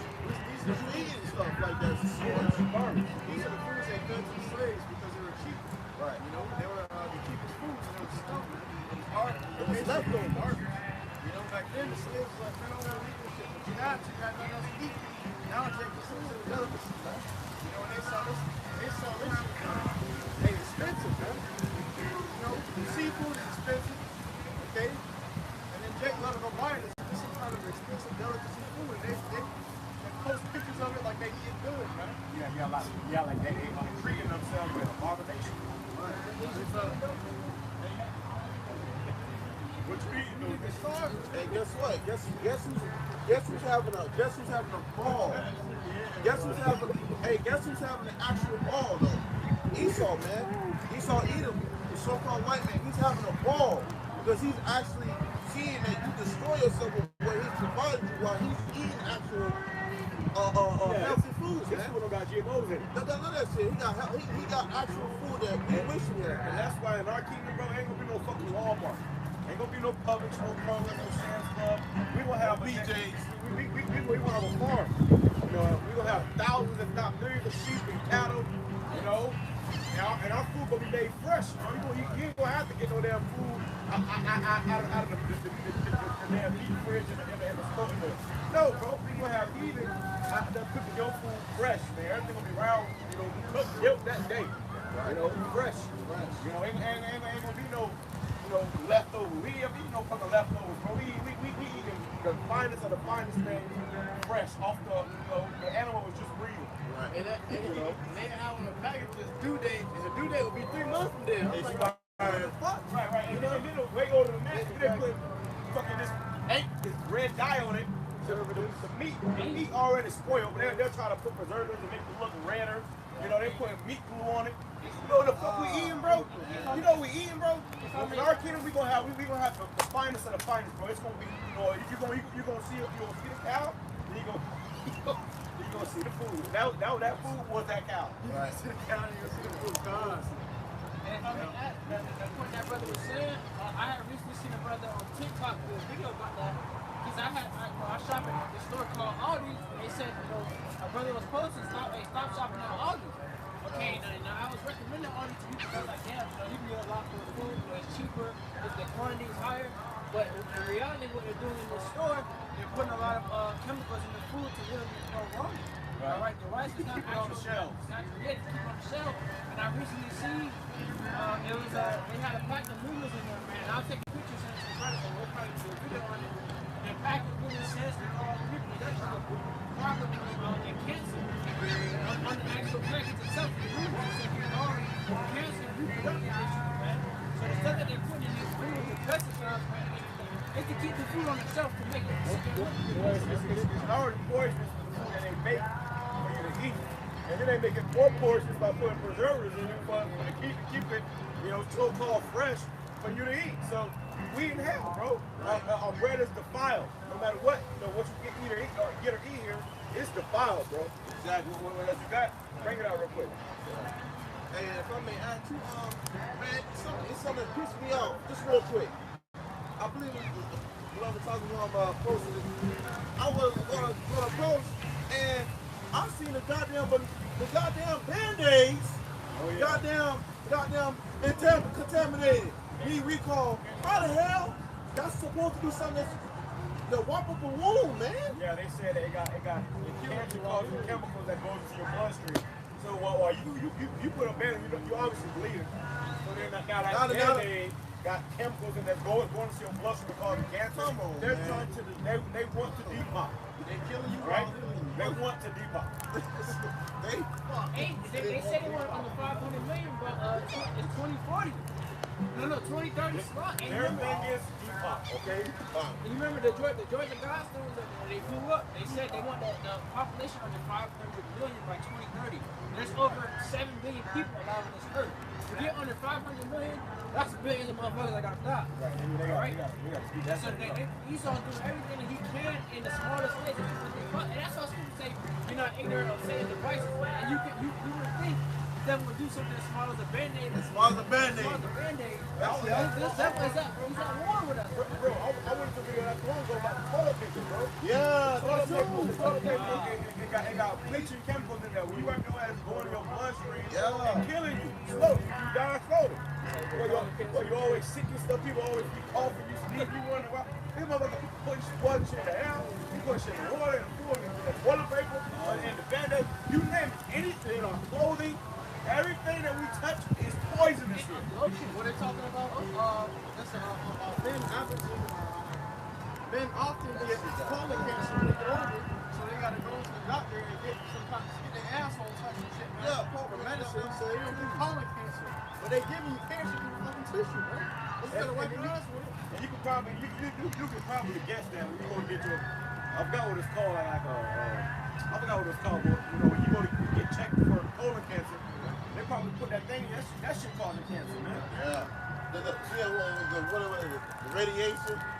Everybody got radiation in that motherfucker. Oh yeah, something like that.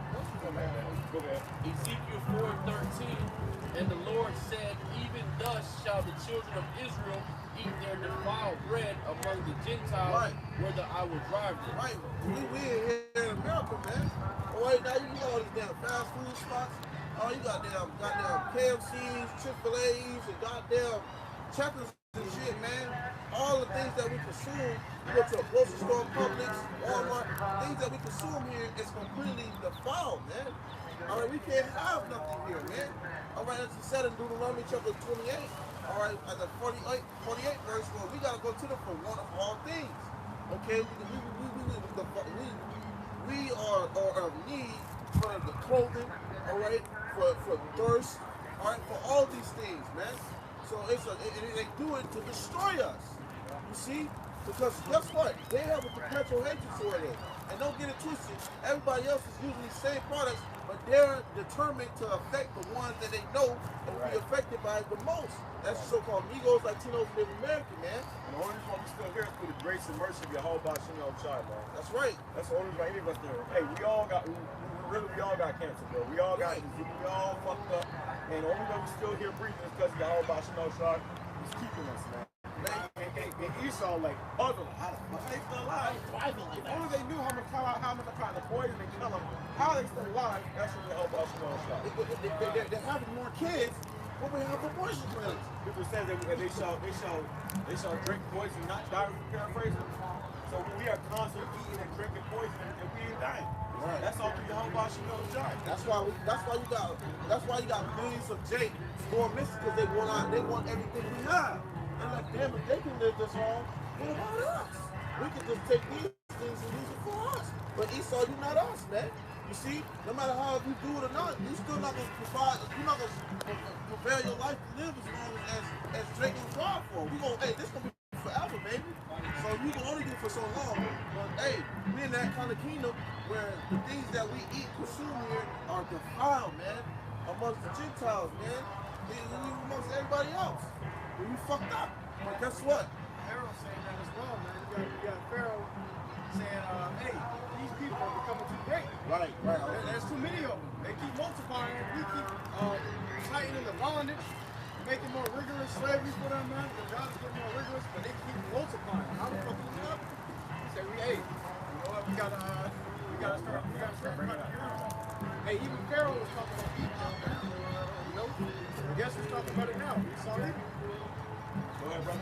Mark 16 and 18, they shall take up serpents, and if they drink any deadly thing, And if you drink any deadly thing, go ahead. it shall not hurt them. It shall not hurt them. So we literally drinking, you know, Even our water. if you go in the store and look for some, you know, even the water. You try to get water, got words you can't even pronounce in it.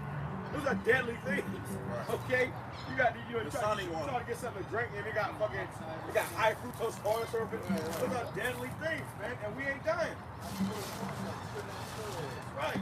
He saw that how the fuck they ain't dying, but that's all through the mercy and grace of the Jehovah Shalom Shah. Hey, you had at one point I was growing up in this as a kid, man. I was drinking now. And I'll be real now. I was drinking those damn energy drinks. And I forgot what the shit was called. It was some shit was called. Nah, it was some other shit. Nah, it was some other shit. I don't remember, but I don't see no more in the stores. When they used to have it.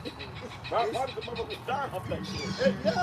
Yeah, people was that. And I was drinking them, and I used to get this sensation from it. Like I was like, I don't know why I was just really, you know, they kind of little bubble thing. You know, not to find anything. Them shits be killing me too. But I was getting really like, you know, messed up. And I was wondering why the hell was doing it, and then they caught out that people were dying from it. They were catching certain see, I stopped drinking this shit. But showing you that even though it had my heart bumping like that, I didn't have no problem after I stopped drinking. But other people, they was dropping dead. And not only that, you get addicted to that stuff. They gotta have one. They gotta have it. You get addicted to it. Before you know it. It be Esau all people that be dying of us. Well, they shall set up a snare. They shall fall in it, man. Right. They try to get Jake. You know, Jake be athletic, playing. Oh yeah, here's the energy drink. And then anybody should get anything like water. They even tell you like, I remember that football, they would always tell you to drink Gatorade. Right. They can't find out that Gatorade actually is worse for your body. Right. Drink it. It actually dehydrates your body. In other countries, they don't let none of that shit be sold there. Hey, Putin don't got that shit in his country. Right. Hey, Putin banned all GMOs, man. Right. If you go to Russia with GMOs or GMO plants, that right there is domestic terrorism. They can lock your ass up for that. Right. All right, but here in America, and that's all we got is GMOs. And I did a video a while back about this guy went into a military bunker, and they had a bunch of food to feed the whole world for 100 years in this bunker, bro. And they examined the food and they had no GMOs in it. So it ain't like they gotta use you, they want to, they want to destroy you. Okay? The whole goal is to make you sick, and you know, a healthy patient is money lost, man. Right. So We don't know a sound body, man. You go over there to Russia and for a few weeks just eating their food and breathing their air, you're gonna feel like a superhuman, man. Well, I did a video a couple months ago, how they had a video of people in Russia, they was all singing and dancing, and there was not one fat person, bro. There was not one fat person. All the women had on dresses, all the men had on pants. You didn't see any damn highlighter color hairs, you know. You ain't see motherfuckers, you know, men wearing makeup and, you know, it wasn't none of that, bro. They over there in Russia. See, so, you know, this place gotta go. This is why America must be destroyed. Bring it back. They shall take up serpents, and if they drink any deadly thing, it shall not hurt them. Right. They shall lay hands on the sick, and they shall recover. Right, and that's the power. When that power kick in, we're gonna be able to lay hands on brothers and sisters that are sick, and they're gonna be healed, man. That's another thing too. The Lord gonna bring that power, man. What if I'm just, you know, speaking as a man? What if this eclipse comes and brothers start getting spiritual power? That's when this thing gonna really start skyrocketing. Everybody, somebody grab it. That people should be willing. Because we can see Jake, they we just talking. They walk past. Oh, them people just talking over there. They keep walking. But we was out here levitating. You know, it'll be like a concert out here. It'll be everybody be out here. Oh my God! Oh my God! But we just be throwing their bras at you like Malibu breaking it, you know? But so that when that got power because that's what Jake gonna want to get with the program, man. Right. So the Lord, but Lord glory have. That's why I tell you don't look at the eclipse because that shit might do something to Jake, bro. You know, Jake might turn up in the spirit, man. Bring it up. Like what's like when you see Dragon Ball Z, Yeah. In Dragon Ball Z, whenever there's a full moon, then they turn to grade 8. So and that spiritual showing that that's talk about Jake too, man. Because what? Hey, we you know, our Sabbath falls on the full moon or the new moon. You know.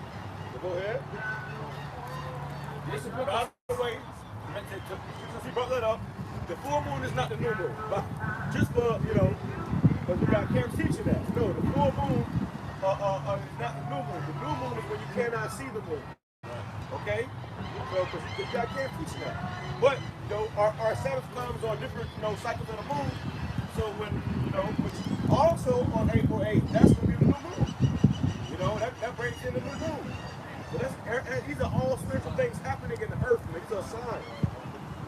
Go ahead.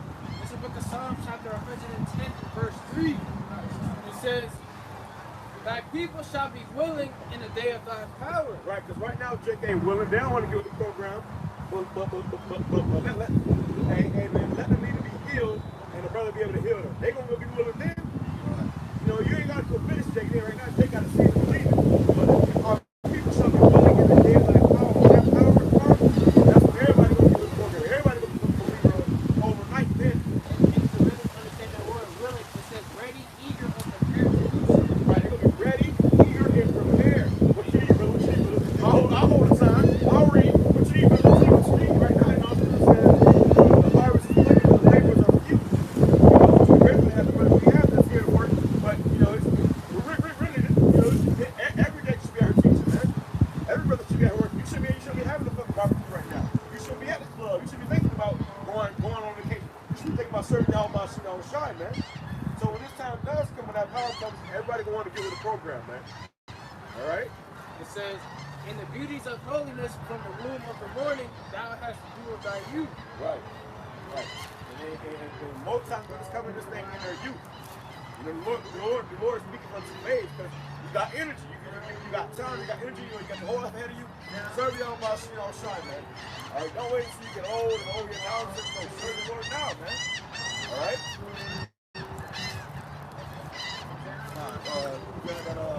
How we doing that?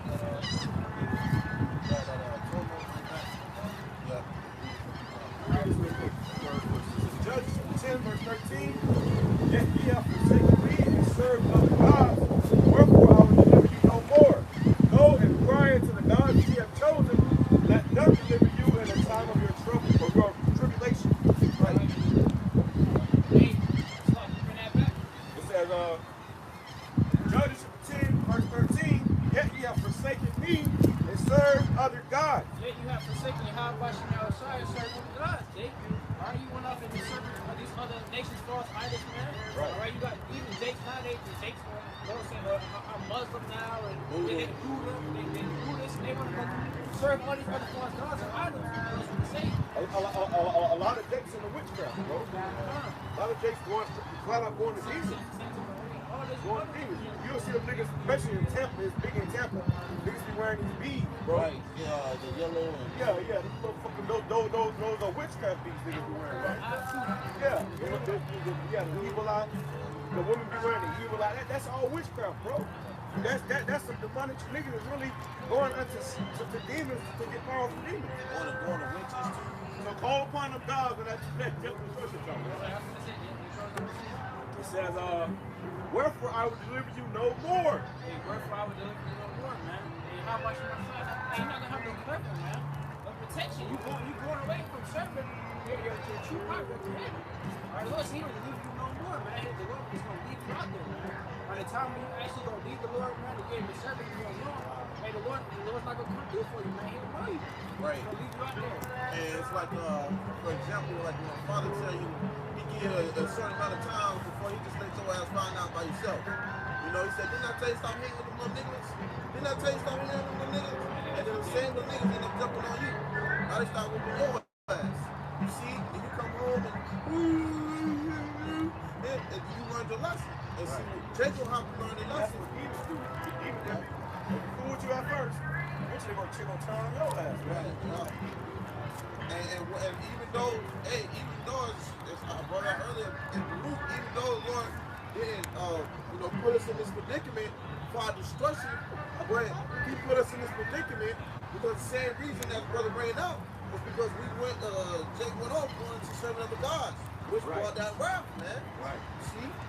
It says, go and cry unto the gods that ye have chosen. Now the Lord say, now go choose the ones you want to go be around. Don't cry to them. Don't cry to me. Cry to them. Yeah. Cry to Jesus. Cry to Buddha. Cry to Krishna. Ishtar. Give me stuff like Easter. Cry to goddamn them damn Satan feet. Oh boy, we're gonna come on them bees. Oh my God! Cry to them bees, nigga. And I was pissed off at it. Oh, what that nigga ass? Hey, your kid or the beat? That right there show you know how silly people are. Like you're about to worship. Imagine a fucking object. Imagine you see a fucking ICBM coming at you at hypersonic. Hey, hold on, he cooking.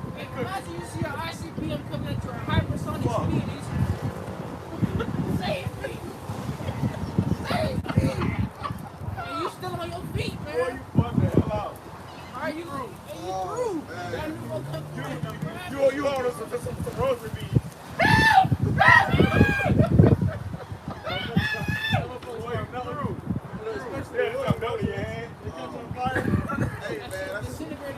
Hey, that's how you know, man. Lord, Lord gonna tell you, go to that shit now. Yeah, go ahead. We doing it 365 days for how many years? Like in the last minute, you want to be like, Hey, man. My prophet came up to you and told you this. You said, hey, I've been doing this long. I'll change nothing.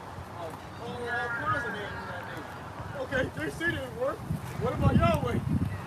Hey, you know how this? The Lord's the ultimate Jake. Jake's always saying, don't switch sides, man. Don't pick sides.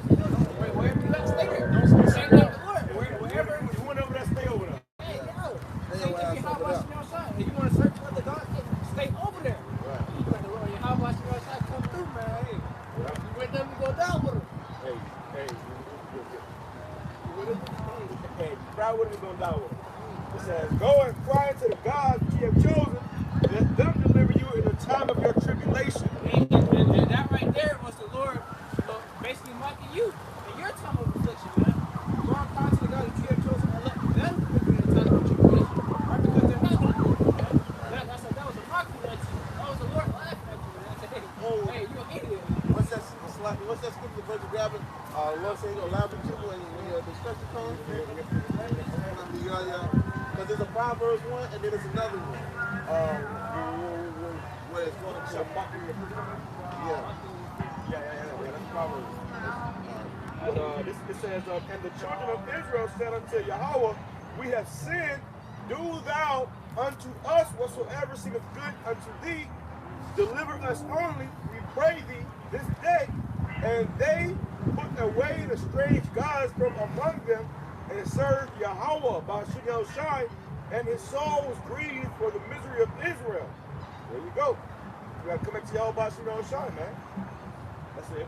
I gotta go ahead and bring up Proverbs and then it's one and go. Go ahead. Proverbs 1 and I'll start at 25. Start at 20. Start at 20. Wisdom crieth without, she uttereth her voice in the streets. Right. You got it. Go ahead, King. You got it. Hey, wisdom cried out and she uttered her voice in the streets, man. Where's the wisdom? The Lord's men, his prophets. All right, we out here in the highways and hedges. The wisdom is flowing through right here, man. All right, we literally, we in the streets, man. The wisdom is crying with God. You get this knowledge anywhere, man. It says she uttered her voice in the streets, man. The chief place of concord, where all these people are. She crieth in the chief place of concourse, in the openings of the gates. In the city she uttered her words. Hey, in the openings of the gates in the city she uttered her words, man. And where are we at? Hey, brothers are in highly populated cities, all right, bringing out this wisdom, man. And it's crying without, reaching out. Let you know, hey, you're an Israelite. Hey, you help my side, what the shortest place. Hey, come back, repent. All right, crying out, warning you people, man. That's a cry out. You know, a form of a warning. It's a cry out, man. Right. If I may add too, in the form of in the gates, you know, people are coming in and out. You know, like tourists. You know, hey, brothers are aware in states where people coming in and out, coming on to visit or to spend time with each other. We were there. You know, shopping or to go in and out to work. You know, that's where the cops were at, or more people were passing through. So the people will hear this word. You can't say that you didn't hear this word that day, man. Coming in and coming out, you gonna hear this word. Hey, especially even have up there in New York too, where some of our elders are, man. Hey, a lot of those people up there hear the word of New York, man. All right, and they also receive judgment too now. There's also a lot of people who heard the word and they despised it. The Lord is judging them, man. All right. Saying, how long, ye simple ones, will ye love simplicity? And how long, ye simple ones, will ye love simplicity? That's a question. Looking at our people, man, it's 2/3.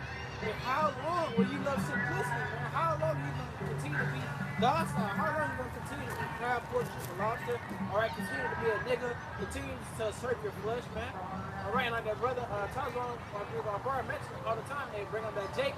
Hey, Jake put a blunt on a fan and have it rotate so they can hit it.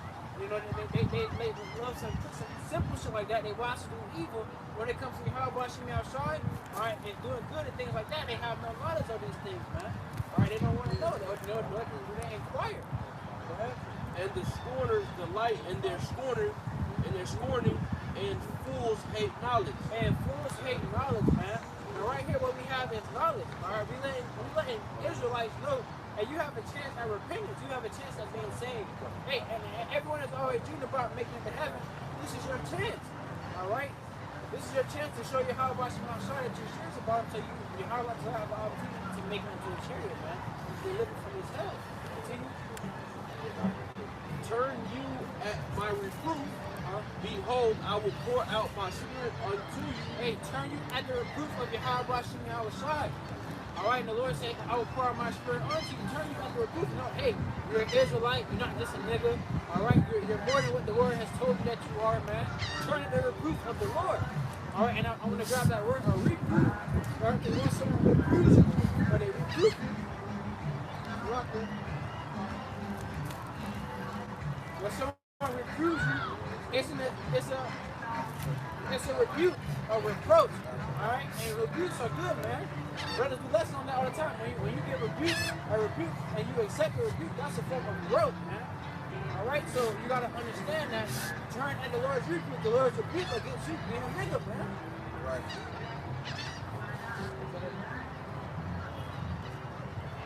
I will make known my words unto you, because I have called and ye refused.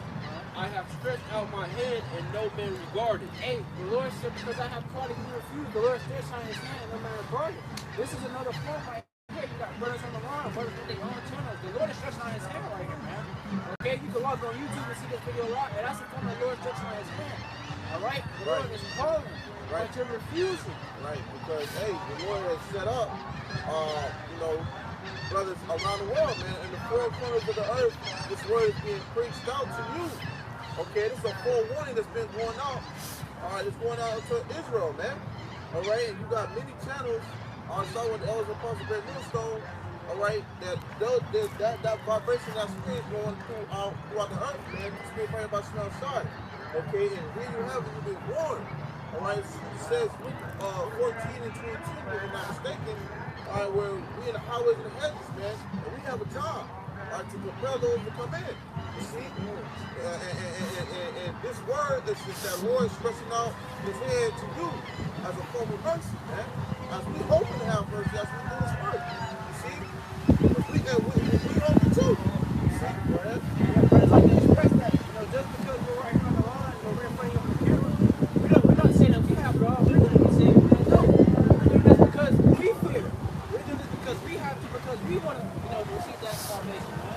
This is how we show our fear to the Lord, man. Right? But ye have set at not all my counsel, and with none of my reproof. Right. So when you have a Jacob come by, they deny what we're telling them, and they go about their way. So guess what? Now you have denied, all right, how about you know, shine, him stretching his hand out to you to help you. Okay, go ahead. I also will laugh at your calamity. And a way of the seeking the Lord, you have to get it through the Lord, man, that He set up before you, man. So if you have a nearby camp or somewhere that the brothers are out, even on these channels, seek, man. Get it while you can, while it's near, while the Lord be found, man. This is still hot. That's right, because it's gonna come to a time where you're not gonna be able to have this no more. Okay, it's not gonna be as easy as you walking by and be like, oh, asking questions. You're gonna be able to type it in Amos 8 and 11. It's gonna be a distress. It's gonna come upon these people and they're gonna be seeking and they're not gonna be able to find it, man. You got social media accounts and they post. You ain't gonna be able to find those. Those gonna be taken down. Everything, man. And Esau gonna come down having great raps. When he comes down having great raps, guess what? When you had the opportunity, it ain't gonna be an opportunity no more, man. It's gonna be a scary sight. I was gonna go into our scriptures when it's to say that the Lord is gonna remove the wit off the sea, man. And that wit goes into knowledge, and that knowledge we're talking about the Lord's land. The Lord was the scripture went into the Lord removing the wit off the sea, and that wit going into that knowledge. Ultimately, the Lord's man, the prophets, man. It's gonna be a time where that knowledge is not available anymore, man. You're not gonna be able to understand. You're not gonna better just walk down here, downtown New York, 8 mile blocks, man. You can better just go on YouTube or on Instagram or anywhere, man. Alright, that knowledge is gonna be gone. That's gonna be the famine of pain, the birds, and your how about to go outside. Men are gonna run to and fro to find it, so not be able to find it. Right. Men are gonna thirst for this word, man, and they're not gonna find that thirst country, man. This word that they're so deeply looking for. I will also laugh at your calamity. I will mock when your fear comes. So that was the point we were getting to. Hey, the Lord gonna lie. Why he gonna lie? Through his men, through his prophets, man. Alright, especially you stink ass goddamn Eve. Alright, that's been talking shit. It's gonna be talking shit that was talking shit for years. You got some of these women who have left brothers who've been seeking the Lord in truth and sincerity. Alright, hey, you gonna have it in that day. Hey, see that as my enemy. Alright, she gonna see it, man. Yeah, and if you left your husband, that was the truth. You're right. Automatically an enemy. Right, because guess what? You ain't stay with him. Exactly. You turned your back on him, man. Okay, so a lot of these women they think that because they got it good right now, that shit won't turn. It won't go down the turbo, man. Well, guess what? Shit gonna really turn like a flushing down the goddamn toilet, man. Your fishy ass, stink ass, leftover, scrubbly ass gonna go right down the drain, man, with this place. Hey, Mom, but you gotta understand, hey, that's how Esau set it up. You gotta understand that there's a lot of metropolitan cities, man. Basically, that's one into these cities that are made for women. Okay, so Esau got all these different stores, all these different things that women like to go to when they want to shop. Hey, so these women think, hey, they have it all. They're like, oh, this nigga think he's gonna make sure it's good space in between on both sides. Oh, he's crazy. Over that bad boy. I can go to shop, I can go run. And I might have to go back in there so you can move it around again, adjust it. If you gotta bring it out some, to adjust it according to that, you know what I mean? And like I said, you lost your meal ticket. You lost your way out of the captivity. Hey, for real, you lost your meal ticket that day. The Lord said, my servants gonna eat. You shall be hungry, you gonna starve.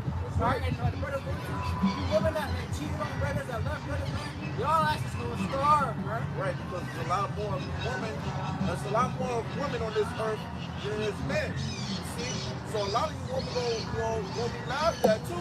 As also as you hard-headed niggas, man. Okay? And this is a prime example of what's gonna happen amongst Jake in a time of trouble, man. You see? So you're gonna be having all these kind of stumpy things happening, and guess what? Your ass gonna be getting tumbled right over because you done mocked and scoffed, or you done disbelieved, or you done came against the prophets, or did something against the Lord's men. Our brothers how we do the Lord's men, doing this work in truth and sincerity in the right and correct spirit. Alright, because guess what? Your ass gonna feel it, man. Alright, that's so bring that back. And then that should be your point. I'm gonna grab this. Go ahead. I will mock when your fear cometh. When your fear cometh as desolate. I will also I also will laugh at your calamity. I will mock when your fear cometh. Right. So we're gonna he gonna mock when your fear coming. We're gonna laugh when the calamity come, man. And those things are tragedies that's gonna come upon who you so-called Negroes, Latinos, and Native Americans, man. All right. And it's and like the scripture says, Jacob trouble, man. All right. It's gonna be like a time number 4, Jeremiah 4 and verse 30, man. All right. Jeremiah 30 and 7. Go ahead. Like, yeah. Go ahead. Don't get on that. Fine. So I got this right here to back the brother up. And then you brother got anything else? This is Job chapter 5, verse 22. It says, "At destruction and famine thou shalt lie." Hey, at destruction and famine thou shalt lie. We're gonna be in that spirit. We've been warning you people of this, man. Right. All right. It's like a prelude before the game. All right. We warning y'all that this is what may happen. So when it finally happens and you didn't listen, it's kind of like a badass kid. When you told them stop doing something, they listen and they fall and bust their ass and you laugh. But it's funny. It's genuinely funny. Yeah, So, I told you. I told you. So in that day, when famine and destruction outside, we gonna be laughing. We're like, God, hey, this nigga got his head cut off. We told you, nigga. This nigga got hit by a semi-truck. We trying to warn you, niggas. Like, it's gonna be legit hilarious to us in that day, man. And the Lord's gonna put that spirit on us, man. We're gonna have a certain spirit on us. Y'all remember? We gonna surrender. We're gonna be allowed to see these things, man. Right. Hey, that's why bringing it back, the brother brought out in the blog, he said, Ezekiel 33, verse 33, then shall they know that a prophet have been among them. All right, so as you gonna be getting tumbled over in a trampling of a stampede of people running for their lives, or for whatever case scenario, or motherfuckers just coming to get you because they fucking starving from their backs, from their stomach touching their back. Oh, They gonna stop hiding away. They, you know, you gonna realize in that day that you was warned, all right, through the spirit of power, how about Chanel Shai? You was warned, man. You was given that firm and stern warning through the spirit of power, how about Chanel Shai. You chose the time to say, to hell with it. I'm just gonna do what I want to do. I still got things I want to do for the weekend. I still want to go spend time with my boo. Matter of fact, I got a lot of boos. You know, you don't want to do all that shit. And guess what? You don't give a damn about none of that when it comes down, when all hell breaks loose. You don't remember all those things, man. All right, and that's what it says was fear, man. All right, it's a terrible, it's a fearful thing to fall into the hands of living power. How about you outside? Because the Lord can easily make an example out of your ass, man. Right? And we don't want to be in that predicament, man. We want to serve the Lord as best we can to the best of our ability, and hope the Lord have mercy upon us. And Lord, willing to get out of here and stop the very end, man. You see that on a day-to-day basis, even like on that recent thing with the testing. That Jake got burned up in the test. Hey, the Lord will make it known, man. That was an example. Yeah. Nobody can live out of the Lord's hand. But what he said, the dude said it in there. Help me, bro. He said, help me. He said, I came. Stop saying help me. Damn. He just accepted it. That's scary, man. That's terrifying. He said, Lord can have you ride and flexing and then that's when you think you a shit, oh, I'm gonna eat an electric car and shit. Right. Look at that electric car be your motherfucking tune, bro. It'll be your last days, man. So, hey, Terrifying. There was a woman who car went into the water and she drowned in her fucking Tesla. Them Tesla, but when that shit's going to water, it's just a shut down, bro. You can't even roll. You can't bust the window. You can't open the door. That bitch turns to a vault. And you in that motherfucker panicking. Lose your fucking mind. Hey, you imagine, bro? That's the whole bar shit. And the Lord, that's a sign from the Lord, bro. Lord, like you people that's of this world that you caught up in this world and want to keep up with the Joneses, Lord gonna burn you in this motherfucking thing that you taking, you know, that you in love with, the thing that you know, lusting after. Lord gonna destroy you with that, man. Right. Hey, that's why the Lord said, if you not the things of these people, man. You're not the thing of your prophet. That's right. Because at the end of the day, you know, none of this shit matters, man. Only thing that matters is what you did for your how about Chanel shot. Okay? And what the Lord finds fit, man. And hey, that's a scary thing, man. Them damn Texas gonna roll and they drive you on. Hey, that's how you know you gotta control your life, man, because I ain't going to go ready to say your ass is mine, you gone, man. And you can't do nothing. You can't resist the will of your how about Chanel shot, man. You know? So if you ain't seeking him and try to do what's right, man, you know, if you ain't trying to do what's right, man, you'll possibly be in a bad case of scenario, man. You know, nobody want to be in that. So I scripture says, Lord says, seek him, man. Right? That's why you just gotta follow the line, bro. And do the will of Yahweh Shema Shai. That means, you know, hold aside. That means read the script. You know, I read all the time do too fucking much. Before you know it, your ass, you ain't doing shit now. You know, so just trust in the spirit of Yahweh Shema Shai. The Lord is setting the path towards you. Just follow the path, man. You can't try to make your own path and try to go this way and that way and buck up against the spirit, because the Lord will humble your ass quick. He will humble your ass quick, and that's what's happening to this, you know, this place, America. America's being humbled, man. Right. With that quick, motherfuckers was you know, their whole days was interrupted with that quick, man. You might have plans for us to do that. The Lord shook the earth a little bit, your ass started second guessing, man. Right. They say something. They say it's very rare for an earthquake to hit the east coast of America. That's, you know, just about to say that. So a lot of people never over there that experience They never earthquakes. experienced it before. They never experienced it. And look, you a spoiled motherfuckers, man. All y'all care about is what you can do, what you get. They're not worried about it. It's like a little spoiled child, man. You know, they could, oh, we got it all. You know, like nothing could go wrong. You know, but guess what? The Lord's about to show you wrong, man. Because this is a place, America, motherfucker better been touched, better been shook it up, better than anything. And if it ain't caused by their own, then, you know, it ain't something so tragic. But how about you outside gonna show all the tragedies in this place, man? You finna be seeing nothing but straight tragedies, man. Horrific scenes and terrible judgments. Okay? And that's the Lord, business place gonna show your eyes. And it ain't gonna be such a sweet, goddamn, delicate place anymore, man. That's what we're gonna make. That's what we're gonna start. No more TV, no more partying, movies, video games, all that shit gonna cease, man. It's No gonna more be social media. be terrified. Lights go out, they ain't gonna know what to do.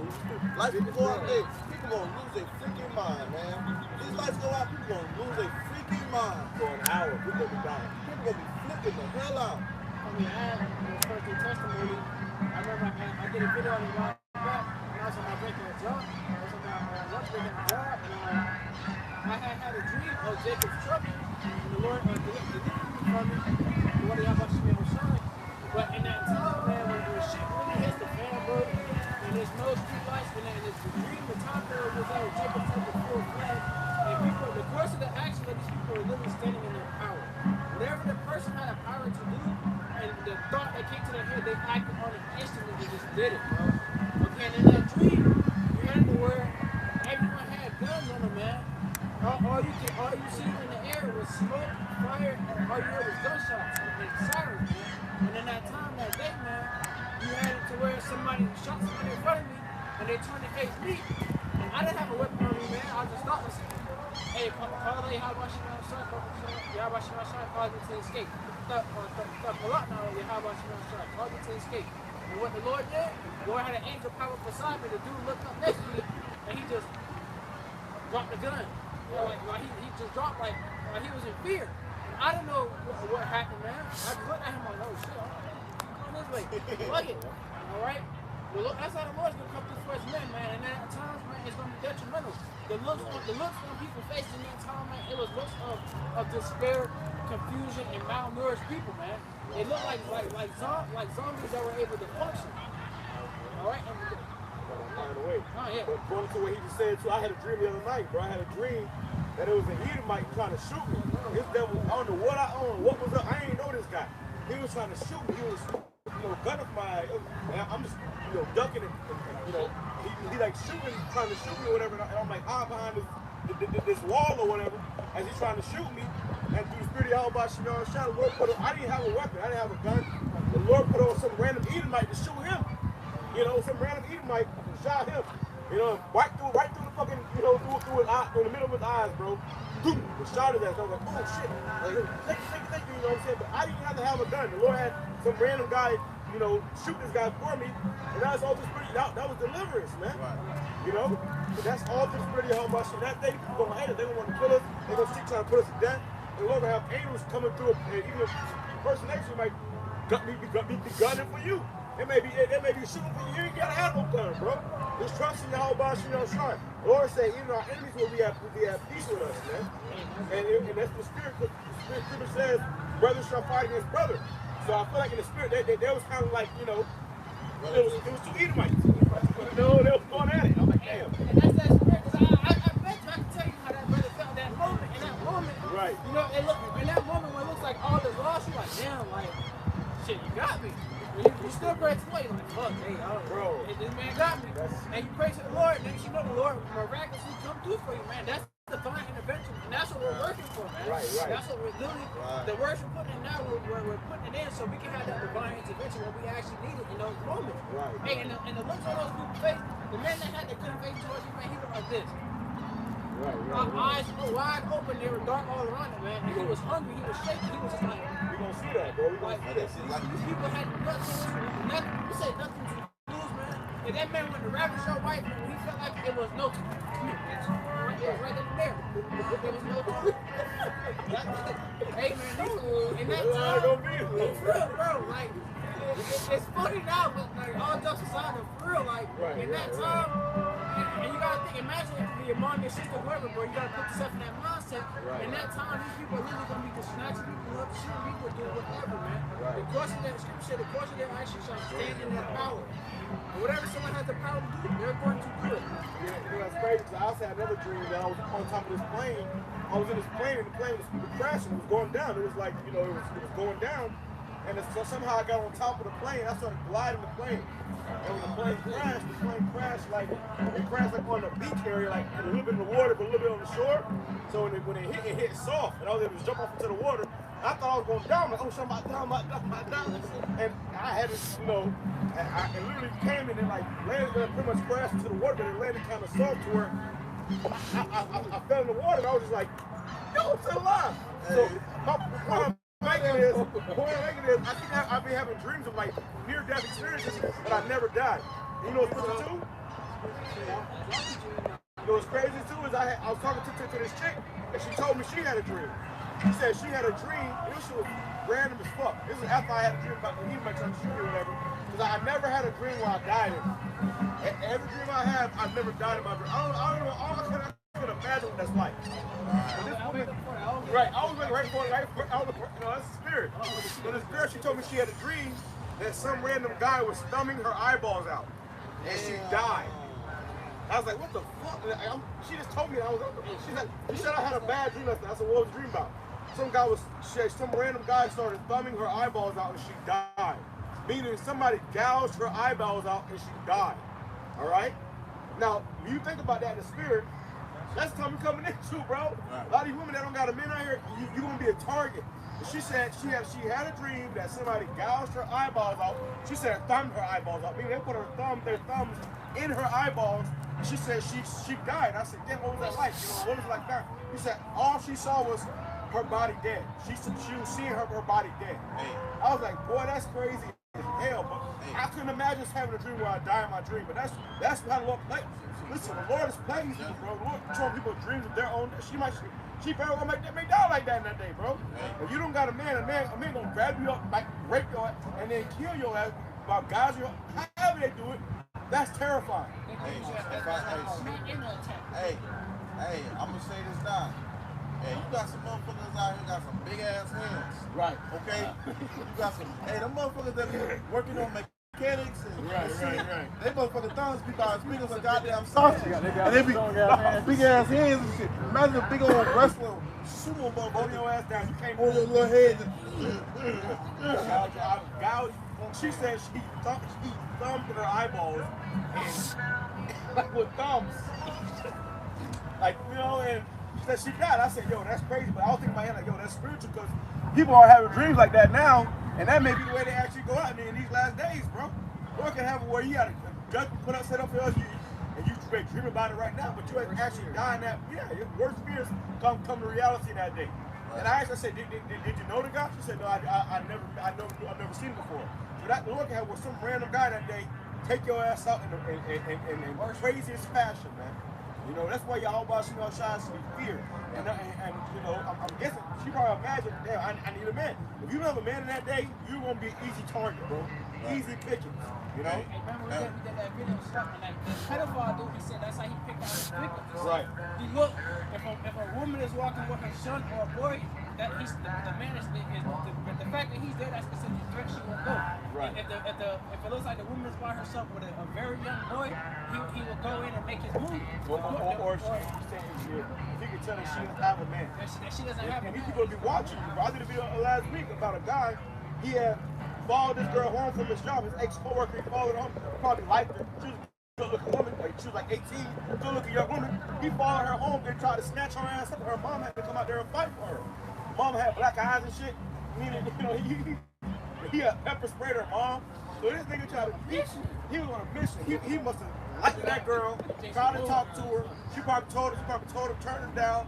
He followed her ass home, snatched her up, started pulling her down the stairs. The whole neighborhood had to come out and help her. But in the times we coming into, there is going to be no help. Ain't no 911, ain't no neighbor risking their life for you. Your mom gonna be getting pulled too probably. Yeah, it's gonna be ugly out here, bro. So you ain't in the spirit of your help out shit on strike. You through. And that's the spirit because I was watching a movie last night. I was watching that Joker movie. And in the Joker movie, he had a scene where he had just murdered 3 dudes. And after he murdered 3 dudes, he started to feel like he was more alive. Or started to feel like he was more noticed. And in the movie, he was starting to act a little different. And he ended up, before that scene or after that scene, he ended up following the woman home. And he was, not to her home, but he ended up following her to a job. And the way he was following her to her job was like if he was just eyeing her and making sure he just knew exactly what passed and to stay how far distance to know how to do certain things. Of course, in the movie, she came and asked him, "Hey, was you following me?" This like creepy motherfucker came to the door, was like, "Huh?" And he told her like, "Yeah." Well, that's the type of vibration Esau gonna come in these days. You got these creep ass motherfucking people who be staying in the house, staying in the house all creeped up and shit, waiting to do some demonic shit. And no one to remind you, hey, once they gonna have spirits ready for vengeance in these days, man. Right. Joker had demons on it too. Exactly. He had demons on it too, where he thought he was being one the whole time.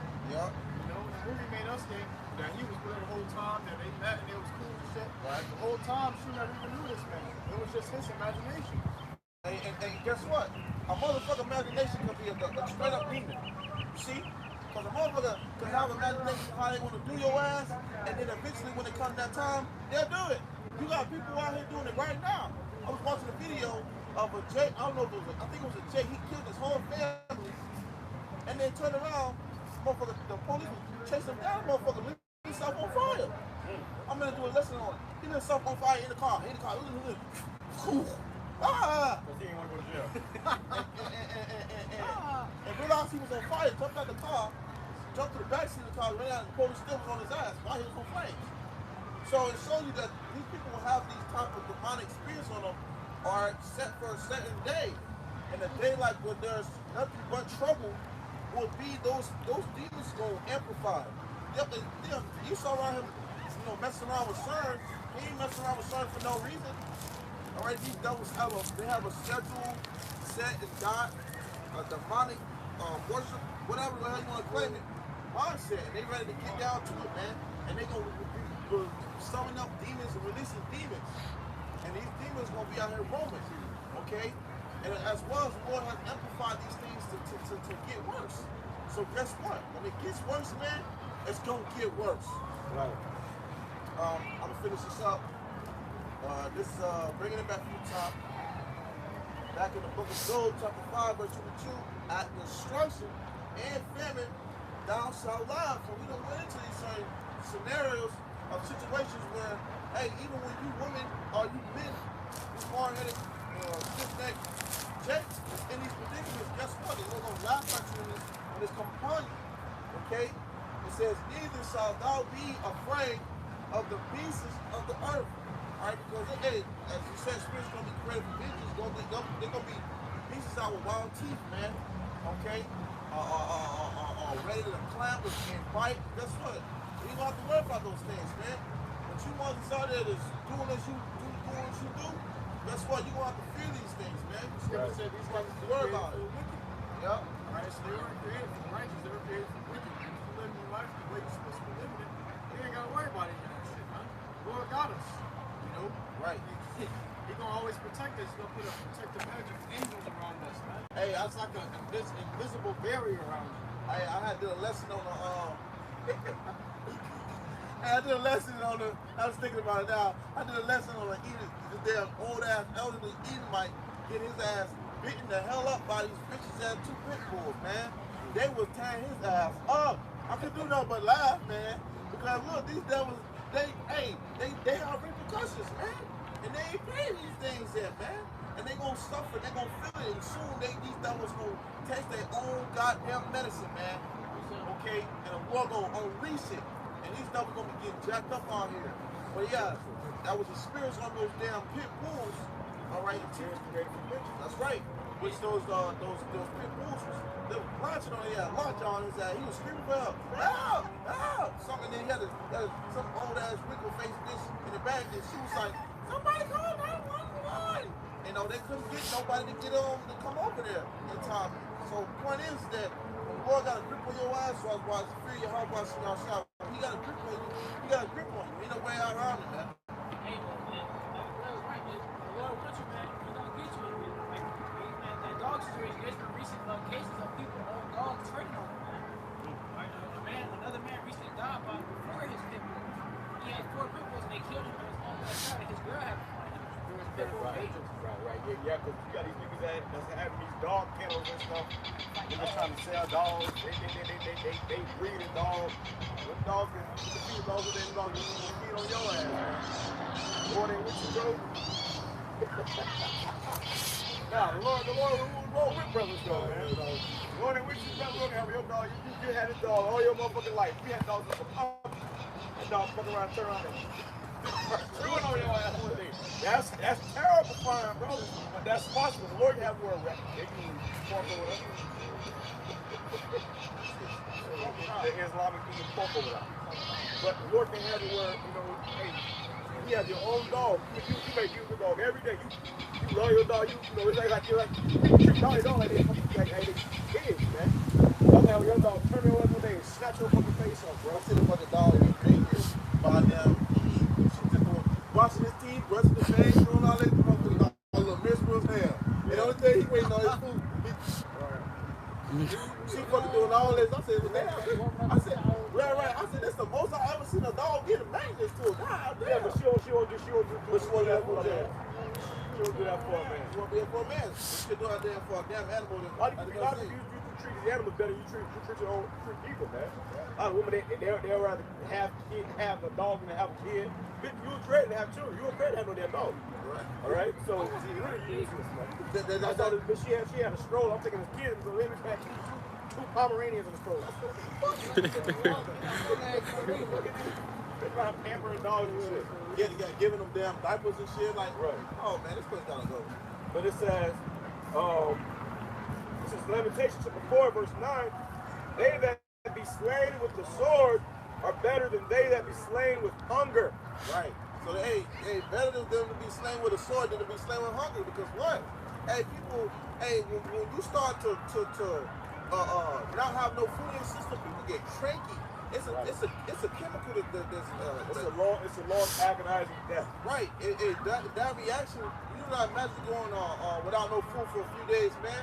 Hey, that should be having you kind of all kind of bent up, you know. But if you're not used to doing those type of things without going out food, imagine the average American who's a normal goddamn consumer who has not gone without days without food. Imagine their reaction. Guess what? They're gonna flip the freak out, and within the span of 32 minutes to a couple hours, man. And see that feeling of that, it's almost like you're going to your body eating out itself away. You see? And imagine that there's never gonna be nowhere you can get to. This is where cannibalism gonna come into play too, man. Right. You know, people gonna be ready to, fuck, you start looking at the motherfucker over there, you start looking like a piece of chicken and shit, right, like a cartoon, you see? Because what? Their minds chemically started to reverse itself and started to eat at itself within, man. You see? It's that movie, Snowpiercer. The main character, he said the worst thing, you know, he said I've eaten human flesh. And he said the worst thing is that I know what babies taste like. You know, and he said, and it's even worse that they taste the best. So That that's what's coming, bro. Hey, don't get it twisted. Now you got Esau ass doing that shit. Because it's wicked elites, they doing that shit, man. What is it? Them wicked ass elites. My brother got it. They doing that shit, man. Don't get it twisted, but it's gonna be that same spirit these wicked devils got on them will be on all these motherfuckers, man, especially Esau himself. If I may add to the personal testimony, I was talking to my lady, the other day, actually yesterday, and this girl they eat for like 3-4 hours, man. All right, and she was starting to get frustrated. That hangry spirit started to come out, And I put it in her mind, say, hey, what would you do if you went to the store but the stores were empty? You got money, but you went to the store and the store was empty. You asked her that? I asked her that. And her response was, a bitch not gonna starve. I'll kill myself. I said, you ain't gonna kill yourself. You gonna I said, you ain't gonna kill yourself. Way, We gonna eat a human. She said, shit, I'm gonna kill myself before I gotta eat a human.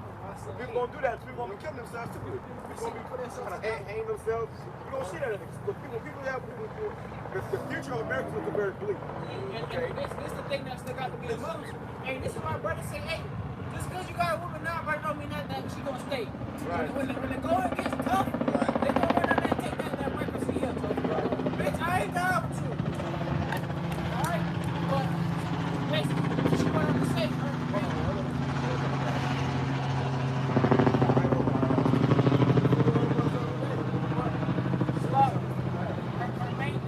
her main thing that at least I got that she said was, I'm not gonna starve.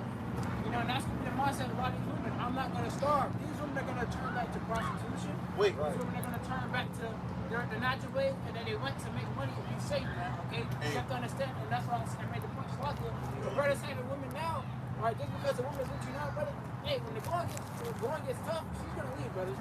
She gonna run down there to take Esau, take the MOT, because what she said, a bitch not gonna starve. Alright, these women are gonna want a lot of women have that mindset, especially these Judite women. Hey, you know what's crazy? Because any man that come close. Hey, you know what's crazy? Because she said what? She said what, bro? She said a bee not gonna starve, man. And you know why? Because a woman is a natural survivor. So she gonna try to find a way to survive. And she gonna be trying to seek the next man. She gonna be trying to find a way to survive. And guess what? Like the brother said, she gonna be prostituting herself because the only way these women feel like they have in a case of scenarios where they need help, they know they're gonna tap back into that way of how they was, or how they gonna be, which is they're gonna be offering something to you. Or it's like that movie, you know what I'm talking about? No, it's not wrong. The Road. Oh, there was another one too. Bushwick, yeah, she said, it's a nothing. When she put a crack right in the man's face, she realized what the hell was going on. But also in the movie, The Road, that man, his wife ended up leaving. When they started getting bad, she ended up leaving. She just walked down into death and destruction, and went out there, probably got raped and put to death. But that whole movie, it was just that man and his son. She didn't want to suffer with that fact that what was going on that time. Suffering, and when he was trying to keep everything calm down together, they're gonna rape me and they're gonna rape your son. Like, put all these thoughts in this man's head. He's like, yo, stop, and then she ended up just walking out there to her own death. Man. But that's Satan in that weaker vessel. Right. Satan is using the woman as that weaker vessel because the woman, your woman, especially brothers, you're real. She knows exactly what to say and how you get on your skin. Right. All right. So that woman, the Satan is going to use her to say exactly what's going to tick you off, what's going to, what's going to really snap you. Right. And in that time, man, the brothers got to understand that when it comes down to it, remember Lot's wife. Okay, that's the biggest remembrance. You have to remember because these women, they're going to look back. Okay, the only women who are not going to look back are the women that Yahweh is redeemed against within that 1/3 and the elect lady, man. Right. Every other woman is going to look back. You have to put that in your mind. Okay, because like that example, even that's a personal testimony I use from our women, man. Okay, and I put it in my head, hey, she ain't gonna be there when the going gets tough. You gotta already accept that, man. Understand that it's gonna be you and your Yahweh side, nobody else. The Lord can have a brother with you or anything in that situation, you never know. But for the most part, it's gonna be you and your Yahweh side. What have you done for your Yahweh side? These women are gonna be left out there. You gotta also think about Job's wife, man. Because these women are used to comfortability, man. They hate being uncomfortable. Man. The world's built up in their favor. You know, all they gotta do is put some ass cheeks on the camera, they got money. You know what I'm saying? Well, a perfect example, well, these brothers just reminded me of it. I was on TikTok, scrolling on TikTok at one point, and I went across with one lady live. She said, send me $10 and I'll call your boyfriend and see if he cheats. And send me 20 if you want me to, if you want to skip the line, so I'll call your boyfriend first. People were sending money like that, man. No way. And she had all of them, you know, cheating. You know, all these dudes was, you know, voting and shit. You know what I'm saying? Which is not really cheating because men can have those wives. But this woman was being harlot, and she was just calling everybody men and shit. She was like, you know, just telling her what he wanted to hear. He was falling for it, and she was making bank off of it, man. All right, that's how it is with these women. They got it built for them on their side, man. Right. You know? Hey, that's some perfect ass shit, man. She's on live doing this shit too. Hey, and that's how you know these women are like, hey, oh man, y'all boys remember the time when that whole C-19 day was going on. There was a period of time where it was a different place, but these women they were selling their ass for like $1 or something. Y'all remember that? Yeah, yeah, it was. I forgot what it was. It don't really matter what it was, but I forgot what it was too. But it was like it was doctors. It was doctors and nurses, women that had degrees were selling their ass to make food. I think it was Venezuela. You had women that had actual like degrees and shit that was so-called high value women in that society. Right. They had to go back to the oldest profession, which was prostitution, man. That when push come to shove, hey, you women go right back to your natural state of giving up that box, man. Right, giving up your ass, okay, giving up your ass, okay, that to receive benefits, man. To receive those things, like for my friends. Right, but I got more to bring back. Let me tell you something. 4 verse 9. They that be slain with the sword are better than they that be slain with hunger. Right. The modern day sword is what? That gun, man. So you'd rather be slain with the gun than for you to be starving out here, because that's a long, agonized pain. You're gonna be suffering until it just comes to a day where you just pass away, man. Okay, and it's gonna be horrible. It's gonna be horrifying, man. Okay, it's gonna be horrible. Go ahead. Let the pop. Lamentations chapter 4 verse 9. They that be slain with the sword are better than they that be slain with hunger. For these pine away stricken through for the wants of the fruit of the field. Yeah. So hey, those that be slain with the sword, they're better than the ones that are slain for hunger. Because when you're hungry, man, you got no food in your stomach just eating itself away. You know, and now you're suffering that for a long period of time, and you're being stricken away. You know, when your flesh is starting to decrease. You know, the fat inside your stomach is eating away itself. You know, and you're starting to feel that pain, that anguish, and you're just like, damn, you know, you want food, but you can't get it until you become weak enough to where you can't even walk anymore, man. All right, you become weak enough where you can't even move. You can't do certain things, man. All right? Even if you was to get the food, you won't have the energy to pick it up and eat it. Exactly. Your body won't have the energy to digest the food if you were to put it in your mouth. Yeah. You won't have the energy to chew the food. Not only that, you're gonna have a lot of a lot of food you're gonna want to eat is gonna be limited because you can't eat wheat like that, man. You try to eat a piece of bread, man, you know you're gonna fucking kill yourself that much faster, man. Tear your stomach up. Yeah, you don't have any water or anything to hydrate you, so your mouth is dry. You know, inside your bowels is dry. You know, you're gonna kill yourself, man. And also it says, they that be slain with the sword are better than they that be slain with hunger. The sword is the modern day gun.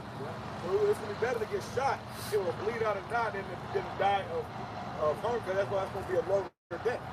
You know, it's better to get a shot to the head or shot in the chest. You bleed out and you end up dying 30 minutes or 20 minutes or 10 minutes later rather than taking 2 weeks to a month to end up dying off. Not only that, Lord, you keep your spirit in there for longer than that. Be longer than that, be for months. Shit, man, years. Your ass continuously just suffering. You know, that's painful, man. And that's the fear of Yahweh Shah. That's exactly what I'm saying. You know, that's the fear of the Lord, man. You know, that's what we fear, man. You know, because all these different things that the Lord tells us that can happen to us. It's infinite ways. It's infinite ways the Lord can kill you. You know, you go through the Bible, man, you will see some shit, man. You know, you had it where, who was it? It was Eli, right? And his sons was going off, And the Lord told him, he said, you know, I'm going to kill your sons. I'm going to take you out too for allowing your sons to do this shit. You know, so once they died in the war, we had it where the messenger came to tell Eli, and he was so shocked that we had the Ark of the Covenant got took that he flew back on his chair. He hit his hand or something like that, and he died, man. All right, and the Lord told him, he said, I'm gonna take you away just like I took your sons away right after I killed your sons, man. So he was so shocked that he accidentally killed himself, man. You know, so the Lord can take you out in any way, man. You know, there's many different judgments that the Lord can take you out with. So that's why, you know, you should fear the Lord, because at the end of the day, the Lord can do something that of your worst fears, man. You know, the Lord can take you out in the worst way possible. All right, that's the fear of the Lord that we have in us. You know, that's how we persuade other men to come into His truth through the fear of the Lord. Right. You know. It says, verse 10, the hands of the pitiful women have sodded their own children. Yep. So these women, you know, these hands of these pitiful women have sodden their own children, man. You know, you gotta have that time for the woman. The brother said, the woman said, a bitch not gonna starve. Yeah. That's when the spirit of argument. These women that got kids, they mom said the bitch not gonna starve. And they gonna eat their own children. Sodden means to boil. Sodden means to boil. So it says, the hands of the pitiful woman, these pitiful wicked women out here, bro, have sodded their own children. See? They're gonna boil their children, man. And we have a count to that. But go ahead. Now then, you know, you're gonna have women eating their own kids, man. All right, because at the end of the day, like I said, like brother said, you know, these women are the real survival of the fittest, man. They know what to do, man. You know, with us, we gonna think about like, man, that's fucked up, man. All right, but they didn't take no second thought. You know, you have that account in 2 Kings. You know, when Jerusalem got sieged, you know, you have the women eating their own kids, man. All right, they were making deals about it. Exactly, they made deals about it. They made contractual deals. Hey, listen, I mean, my son today, you eat your son tomorrow. You know, that's fucked up. What kind of mindset you gotta be in the thing like that? But that's how bad it's gonna get. And that's you see how people become demons when they don't eat. You know, when they starve, they become straight demons, man. All right, so when they starve, when you're starving, man, you don't think it's like yourself, man. All right, so these women are not going to be thinking like themselves, but they're going to start licking their lips at their own infants, man. Hey, that's why,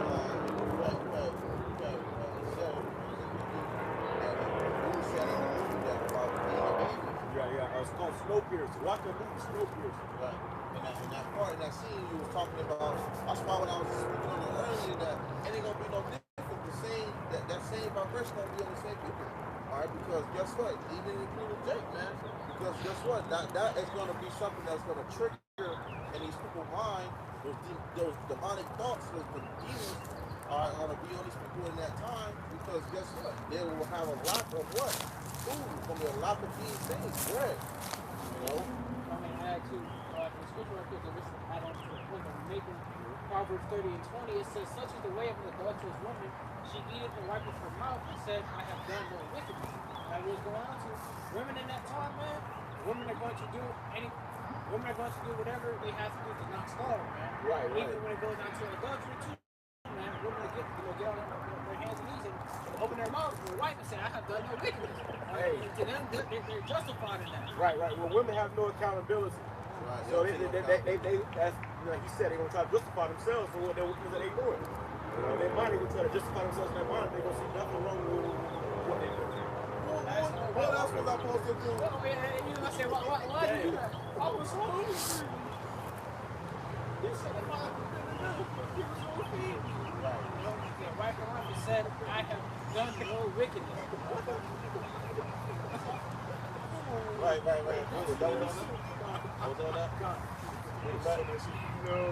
Hold on. I got to finish this up.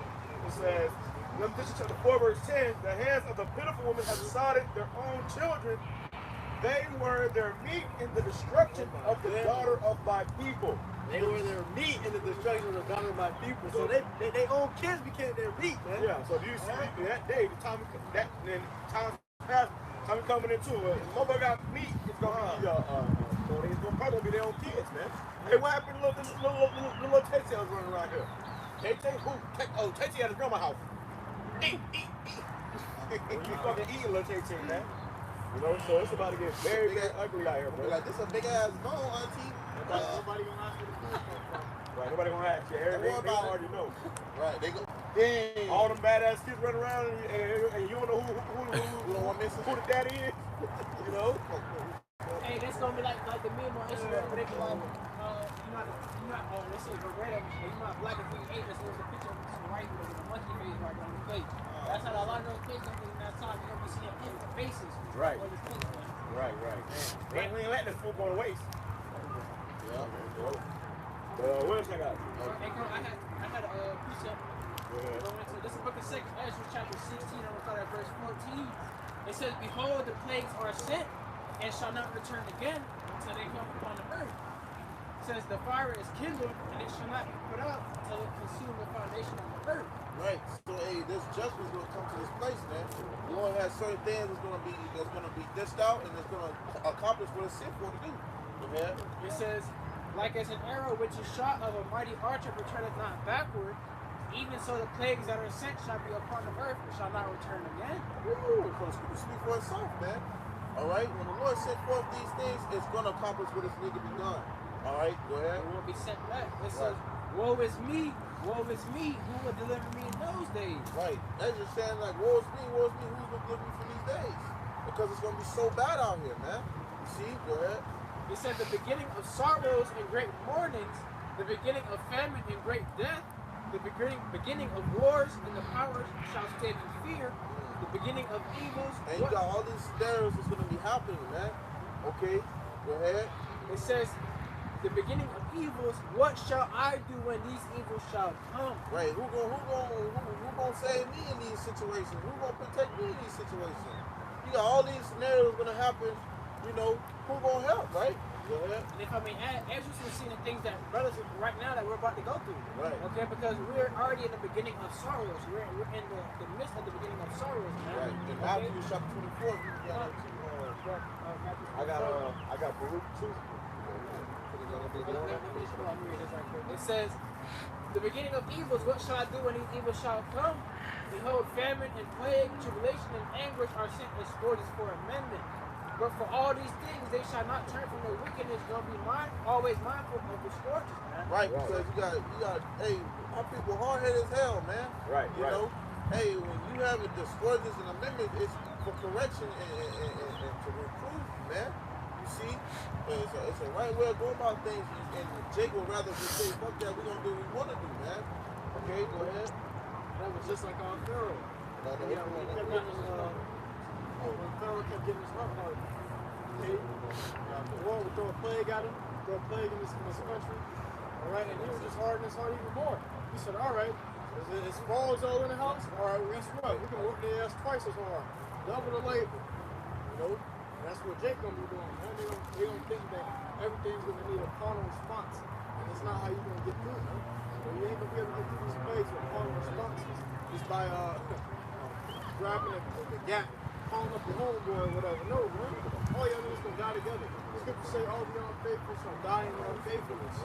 Alright, so you gotta have faith in the Lord. How much you gonna try that He gonna protect you and get you through what you need to get through. If you don't, guess what? You're gonna die trying, man. Die trying to do it yourself. You know, the scripture tells us not to make haste in the time of trouble. Because you're gonna see that yourself is in trouble. When you get into some trouble and you try to figure it out on your own, that's when the Lord gonna lead you to it. You're gonna find out. Can't do it on your own, man. Right. This is Baruch chapter 2, verse 1.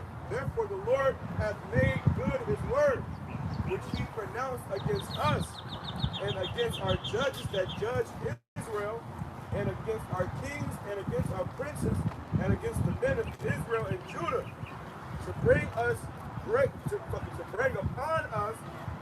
plagues, such as never happened under the whole heaven. Such as never happened under the whole heaven. Alright, the plague that you're about to witness to see, man, there's never been anything like this. Under the whole heaven, and the scripture wanted to say, evil and evil only is come. We're entering a time like never before. Even worse than this time. And this gonna be this time that we're entering is gonna be worse than the Black Death or the Black Plague. I believe it's worse than the plagues of Egypt.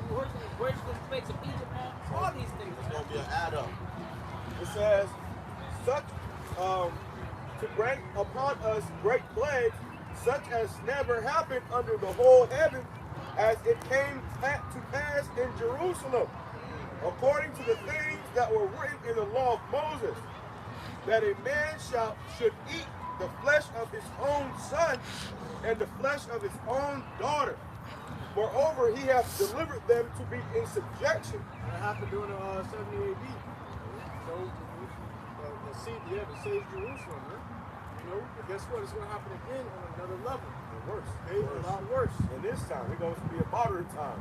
He can eat their children. It says, moreover, he hath delivered them to be in subjection to all the kingdoms that are round about us, to be as a reproach and desolation among all the people round about, where the Lord hath scattered them. They were put in captivity. Right. Hey, that's why, you know, when things happen, man, when the Lord bring the hammer down this place, you know, and you're going to have it where all these other places, all these other nations, they're going to take part, man. They're going to take hand in afflicting this, man, you know, and really going to be with Esau. That's why the scripture says, Jeremiah 30:7, it's going to be like a time like never before, man. All right, Jacob's trouble, you see, it's going to be terrible, man. Right. Hey, you even have Venezuela. They had emptied their prisons and sent them all over into the U.S. Right. And even that alone, man, you gotta think this place is gonna be so bad, man. A lot of these prisons are gonna be emptied out too. But you gotta think there's a lot of these men, regular men that are in prison. They're around men all day, man. They're around rapists and men that do a lot of these heinous crimes. And those men are now back and free on these streets.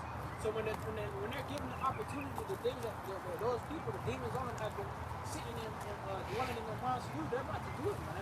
Right. All right, you have men that's been in prison 25, 30 years, ain't seen a woman in who knows how long.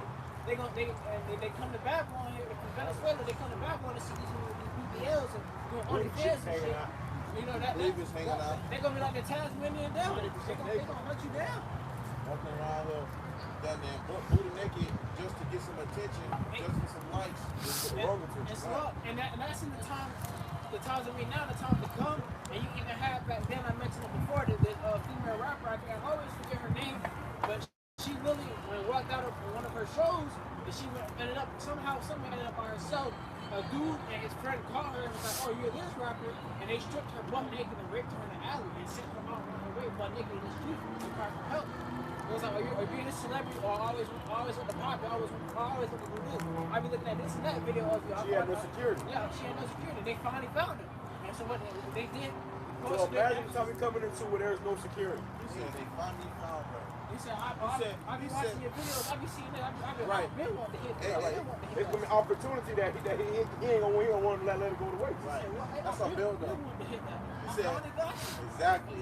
I finally got you. I finally found women out here that show their bodies all over the internet. Motherfuckers paying $12.99, $7.99 to watch you on OnlyFans. And there are people that's watching you. Hey, if they get an opportunity to get you, they gonna take you. And they feel like I already paid for this.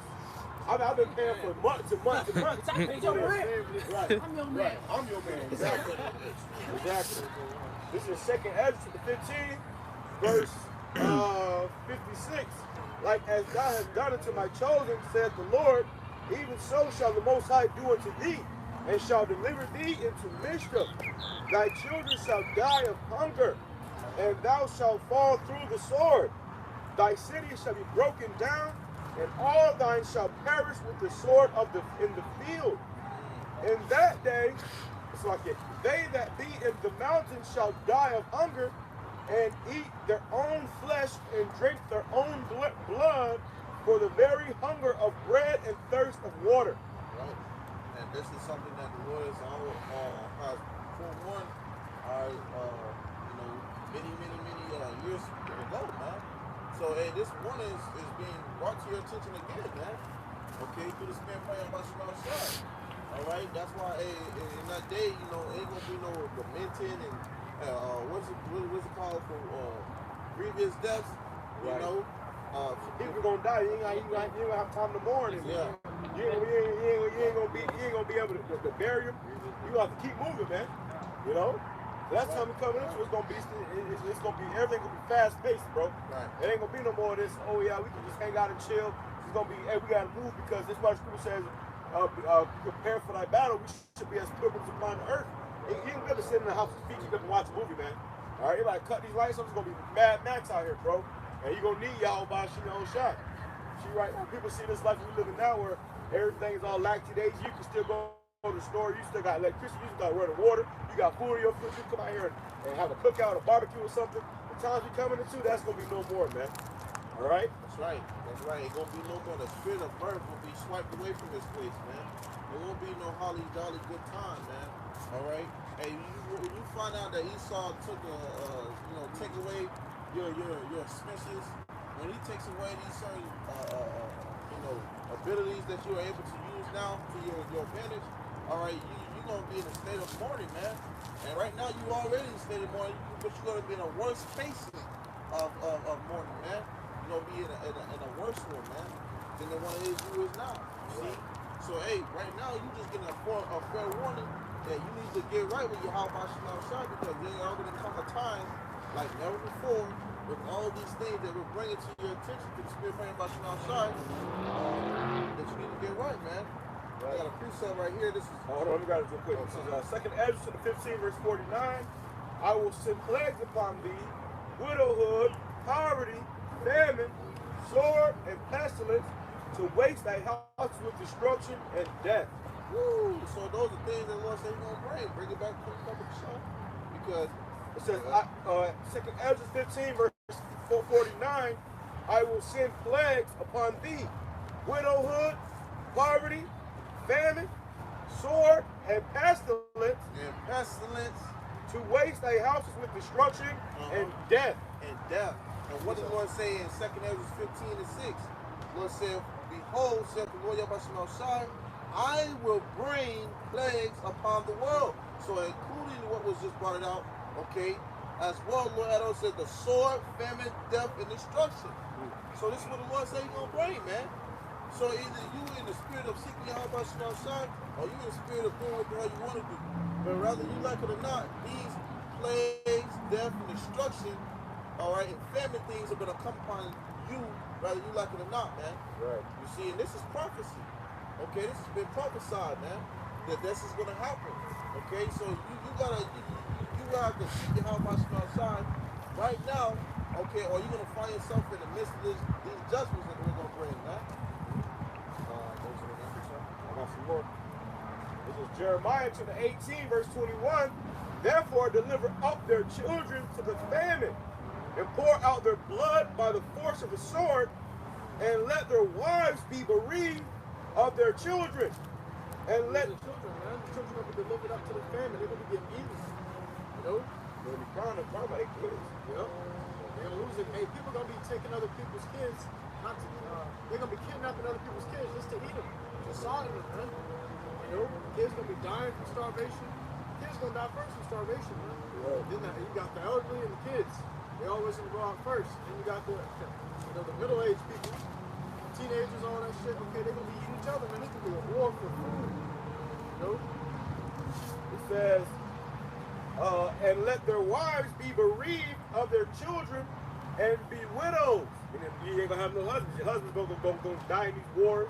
They got a draft coming, your husband gonna die in the draft. It says, and let their men be put to death, let their young men be slain by the sword in battle. And that's in 2nd Ezra chapter 16, man. So you're gonna have these men that are gonna be drafted off the war, all right, that's gonna leave their homes because of whatever decision, whatever situation that might happen. But hey, don't expect their ass to come back, man. Yeah. You know, they ain't coming back, man. Once they go over there and they go to participate in those wars, all right, hey, you women are gonna end up being widows, man. Yeah, the military draft the age by 18 and up, man. Those young men, they're gonna change the age, man. They're gonna lower it. You're gonna have men out there that are 14 and up. Right, going out there. Don't even know how to hold a fucking gun. Even 12. Yeah, you got I believe it was Russia. They changed the age on their draft laws, man. You know, so they can have more men in the war. Right, and then they're gonna bring the age up too, so old people gonna be in the war too. You know, it's gonna be like the 50 or 60 or something, man. Right. They're gonna give you a commandment. They're gonna say, defend your country. Well, look what happened over there in Ukraine. All the men died, and they started sending the damn women out there, man. Exactly. And now you got those Ukrainian women that fled and came over here to America. They got ads on YouTube now. I'm gonna do a video on it. they got ads on YouTube talking about get you a Ukrainian woman. We're traditional. We cook, we clean. You know, and they'll show you some fine ass Ukrainian chick, but it's probably an old ass hag bag. You know, But that's what they doing. They actually trying to get these women up to American men now because they have no men. So it says. Right. It says, verse 22, let a cry be heard from their houses when thou shalt bring a troop suddenly upon them, for they have digged a pit to take me and hid snares for my feet. That's all you're going to be hearing in the middle of the night. Get out! Get out! Be in the house! Be in the house! Help! Help! Gunshots, doo doo. And you're gonna see the flash in the house. You gonna see the flash windows.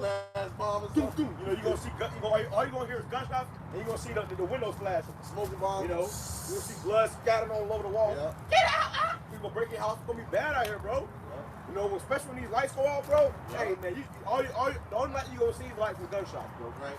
All right, in these houses, people gonna kill each other. There's no damn fireworks. It's gonna be neighbors fighting. Trying to take your food, trying to take your daughter. It's gonna get real fucking Mad Max out here, bro. Real wicked. All right, and if the Lord ain't with you, you through. Right. You through. Go ahead. That's all I got. Yeah, I'm done. You got anything? Yeah, I got one right. Okay. It's a book of Romans. This is the book of Jeremiah. Oh, you asked. Go ahead. This is the book of Jeremiah, chapter 16, verse 4. They shall die of grievous deaths. They shall not be lamented. Or they shall die of grievous death. This ain't gonna be no light death. It's gonna be a grievous death. You catch hell. It's painful. You bleeding out. Your face turning purple. Oh, so much pain. This is a grievous death, man. Fucking body parts showing, man. We're gonna have straight judgment set up for you people. You ain't gonna be able to imagine the way you're gonna go out, bro. It's gonna be a way you can never imagine. That's a grievous death. Hey, I was watching that movie, Equalizer, and in the beginning of the movie, he walked in the house, and he just completely straight up vicious kill these people, man. And you see the blood all on the on the windows, on the carpets, on the tables. Like he just straight up really slaughtered, man. Hey, that's a grievous death. And that's a movie. That's how much more in real life. Right. Hey, when you said that when they come in, they start poo poo poo poo. Right. Hey, when you watch that movie Equalizer, hey, turn the lights on, it'll be like that. It says, they shall not be lamented, neither shall they be buried. They're not going to be lamented for or buried. Meaning these people are not going to be cried for. These people are not going to be mourned for, man. There's not going to be time for that. It says, neither shall they be buried. It says, but they shall be as dung upon the face of the earth. If they die, that's going to be where they lay at, man. Dead corpse. You ain't going to have time to bury no. You can run for your life. Little Ray Ray get shot, take him. Oh my God, Ray! I'm sorry, he's gone. You know they be in the movies. He's gone. We gotta go. He's crying. No! He's gone.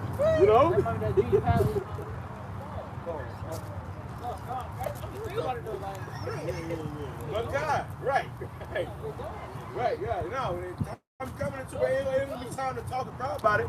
Hey, we gotta keep moving, baby. So you imagine people gonna be, in a state of, trauma, seeing loved ones die. You gonna wanna, we can't leave him here. We can't. He gone. If we don't go, if we can't go, we're gonna join him. Right. Hey, well, right. Fire Molly, they have the people burning people in the streets. They kept moving. They said, oh, they need our help. There's no recruit for them. We gotta keep moving. Right. We gotta save our fucking And they selves. started driving over the bodies. It was driving over bodies, bro. Bodies was crushing under their tires. That's terrifying. That's gonna show you the fear of Yahweh Shiloh, man.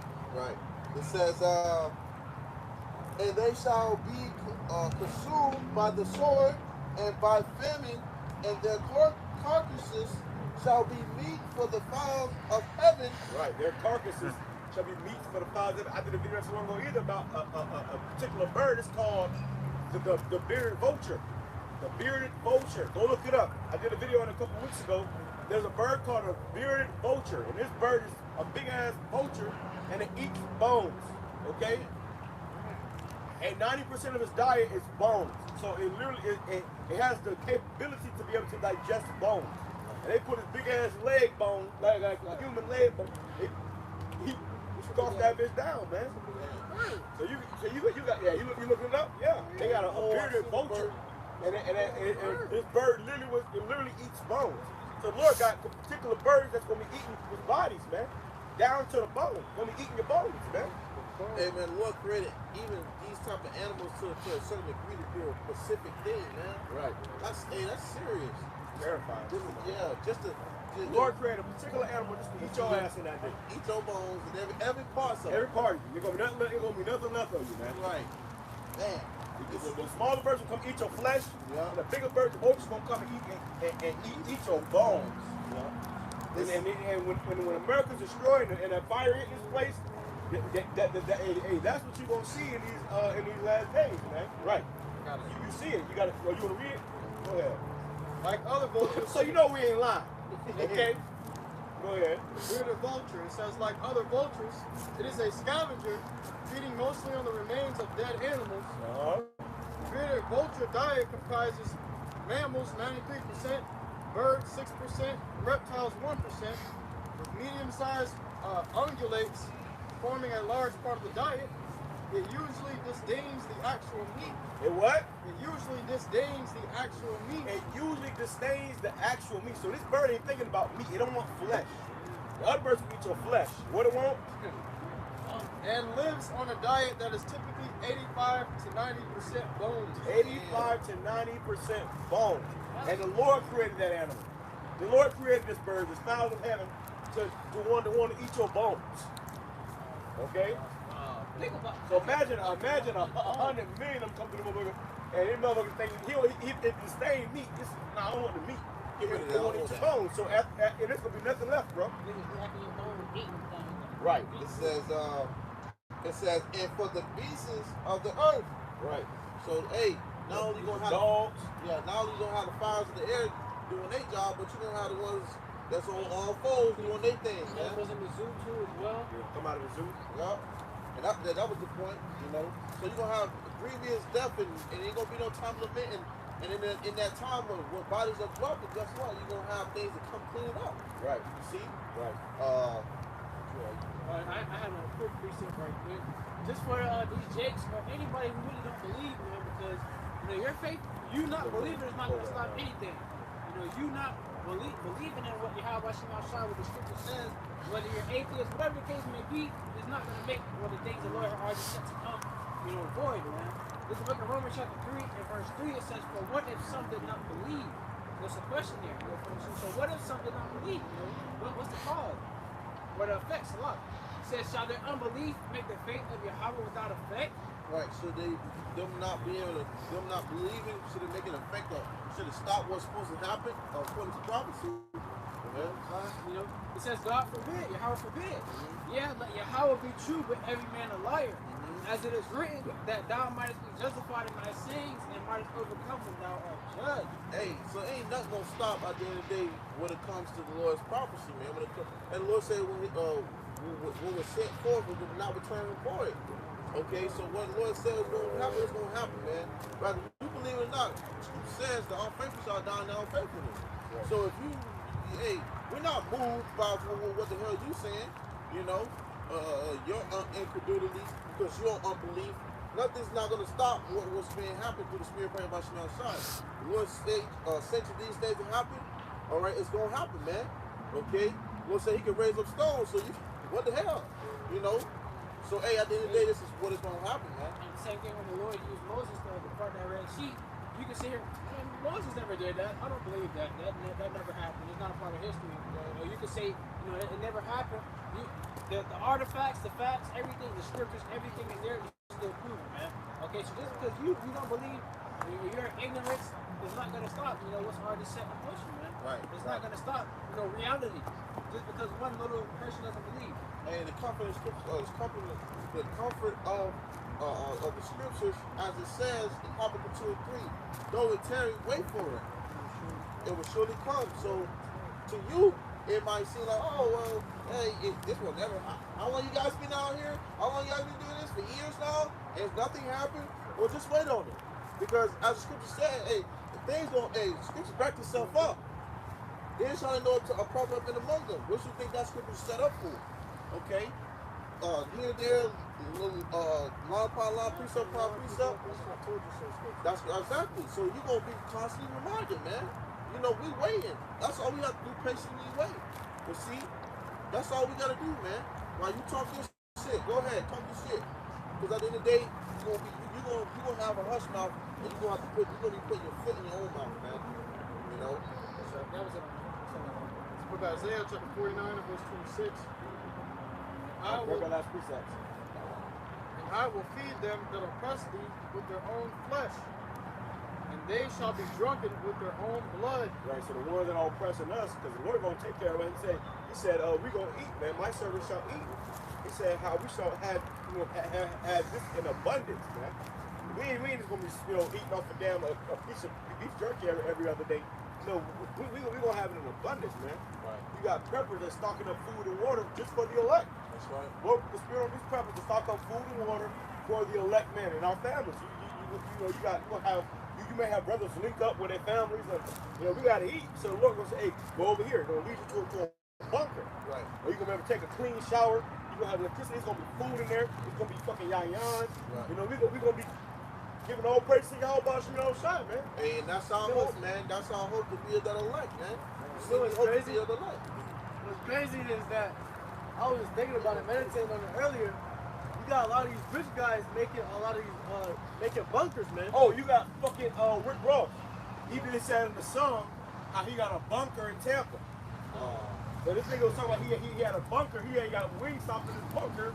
And then he came out in the song and he said that he fucking told the location.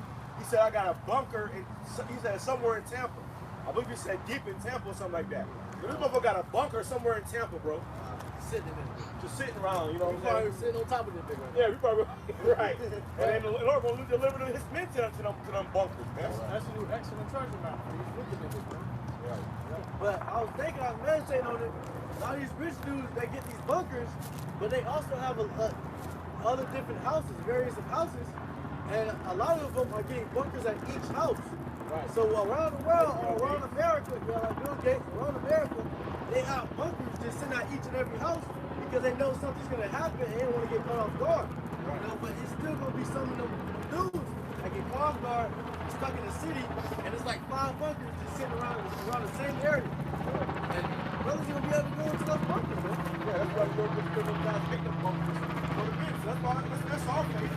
Plus, we don't eat, bro. So we were talking about going to eat like plus, you give us some respect to it. When that time comes, we gonna eat, but we gonna be good. The Lord gonna feed us. But you, not so much. My servant shall eat. That's why the book of Eli, they went into that shootout with old people, eating people. They got into the shootout. And she said, what did the voice say? She was hearing the voice of the Lord.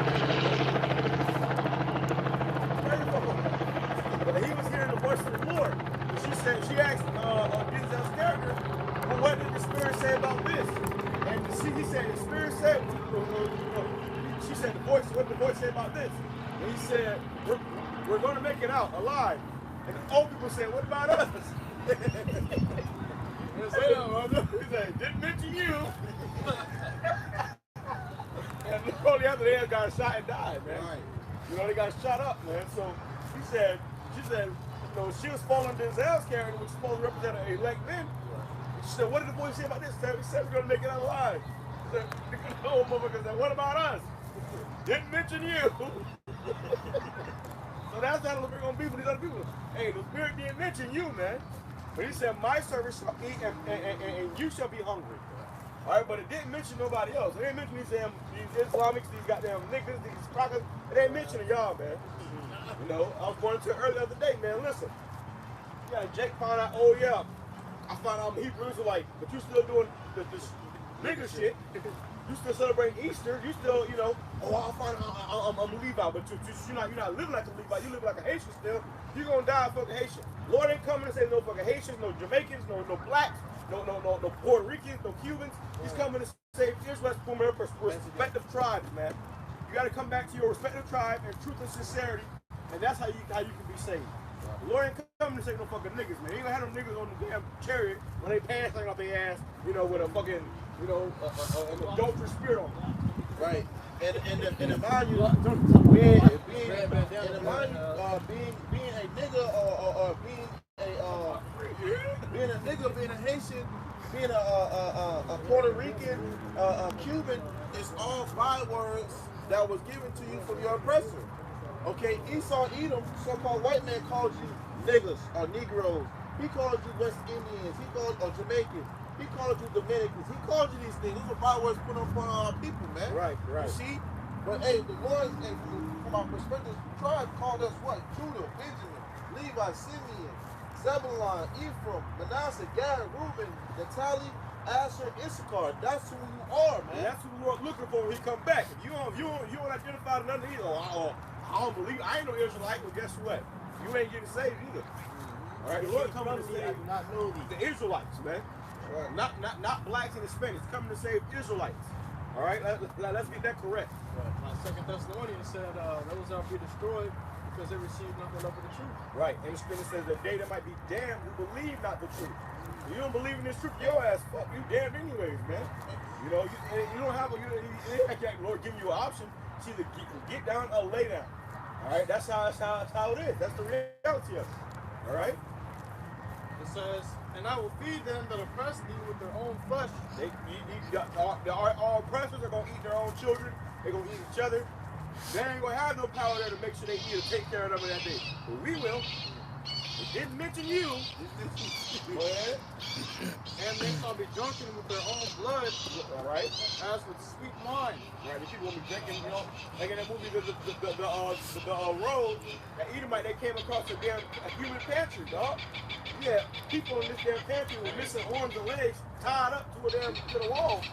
You know, that was a human pantry. Meaning they was capturing people, tying them up in the bunker, and every couple days they're going out there and cut a body part off so they can eat.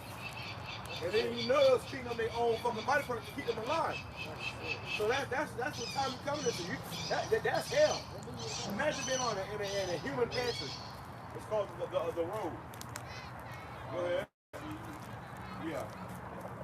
It says, No. R-O-D. No, R-O-A-D. Sorry, it's like the road. And it's about, you know, an end time situation where this man and his son, they went into this house, and you know, in the damn basement. They had a basement. They went into the basement, and it was a human pantry down there. Right. So I mean, the people that was in the house, they were going around capturing people, and that was the big thing. They were going around capturing people, and they would capture you, and they would save you for later to eat you. Motherfuckers looking like that. Right. So when they went into that bunker, people was tied up to that wall. They had missing arms and missing legs. They hopping over, you know, which means they was cutting parts of their body parts off, and they was eating them. And they, you know, they had to feed them their own body parts to keep them alive, so they can eat them for the next day. They was preserving their ass. They was preserving them to eat them. Shit. Hey, you see that? So that means you'll get your arm cut off, motherfucker, patch your arm up, and they'll feed you here. You don't get part of it. Right. Hey, 10%. Hey, you see that? That's hell, bro. And there was a bunch of old people in there. There was old people, because old people gonna be weak in there. You're gonna be an easy target, man. You know, so that just gonna show you the time you're coming into is gonna get ugly out here, bro. Hey, you see? I was gonna say, if I may add, that Texas chainsaw thing, it was likened to a real story too. They had real people arrested and God behind that stuff, man. Okay, so the scriptures don't lie. Hey, there's nothing new under the sun, man. There's nothing new under these heavens. Okay, the things they're gonna return, but they're only gonna return stronger and stronger. Okay. Right. Hey, you had it to. I don't know what the brother was saying about how they was showing in that movie The Road, how they was preserving their ass. Well, it was another movie that was similar to that. It was in the movie The Platform, man.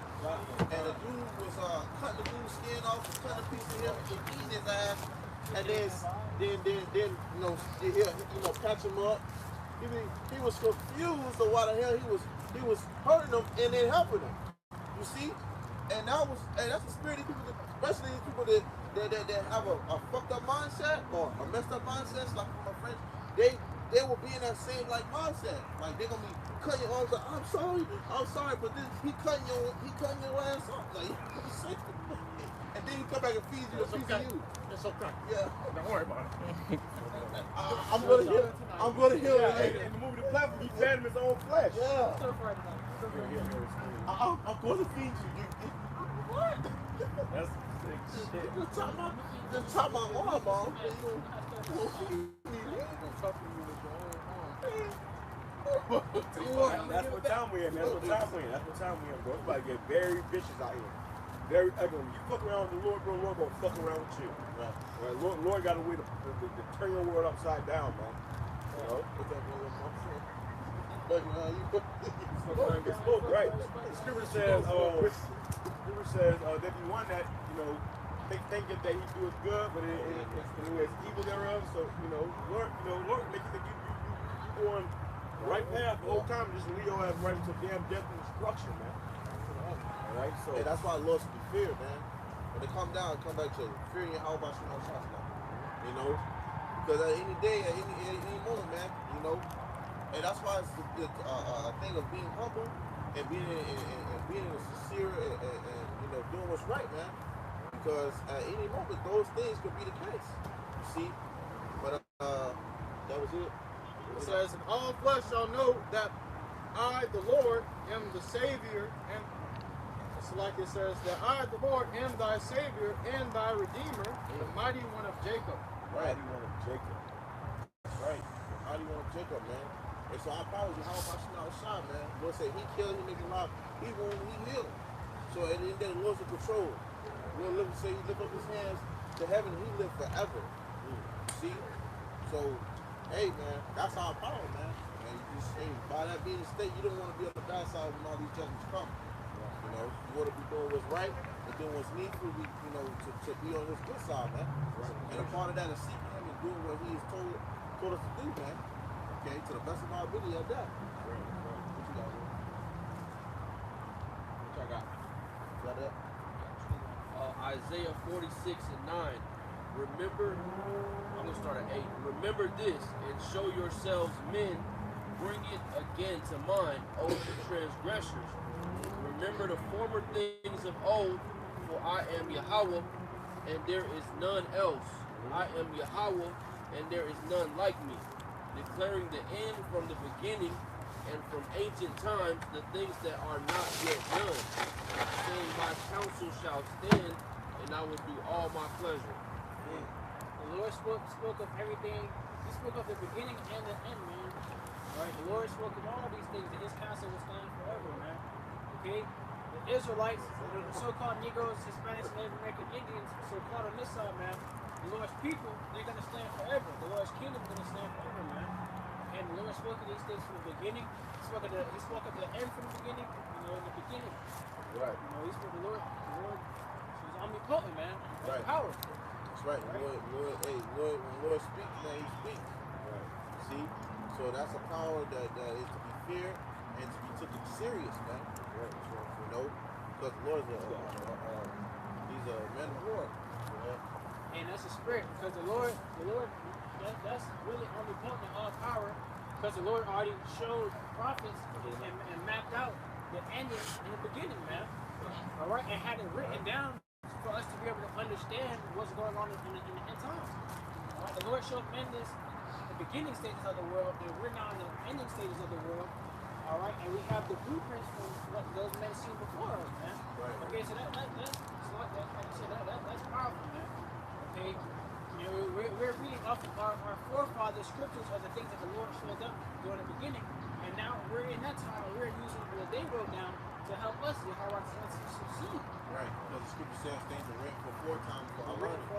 So as the scripture says, hey, we're seeing it now, man. We're seeing it now, and as the scripture says in 2 Ezra chapter 15, or 2 Ezra chapter 9, all right, it says that the end is manifest. Okay, so seeing these things, earthquakes, and things getting much worse, all right, these are signs that the Lord said that He's visiting this place. All right, and that's how we know we are at the end of the kingdom ruling by these wicked elites. Okay, by these being in the space of these devils. We at the end, man. Salvation is nearer than we believe. Sooner or later, we're gonna get the hell up out of here, man. I'll wrap this out, man. What you got, Bob? This is 2 Ezra chapter 15 verse 55. It says, the reward of thy whoredom shall be in thy bosom.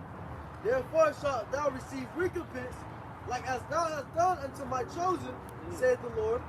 Even so shall Yahweh do unto thee, and shall deliver thee into mischief. Right, so whatever you niggas, you niggas that you heathens do unto the elect, we're gonna do it unto you. See? We're gonna do it unto you. You're gonna deliver it unto mischief, hell, trouble. Go ahead. It says, thy children shall die of hunger, and thou shalt fall through the sword.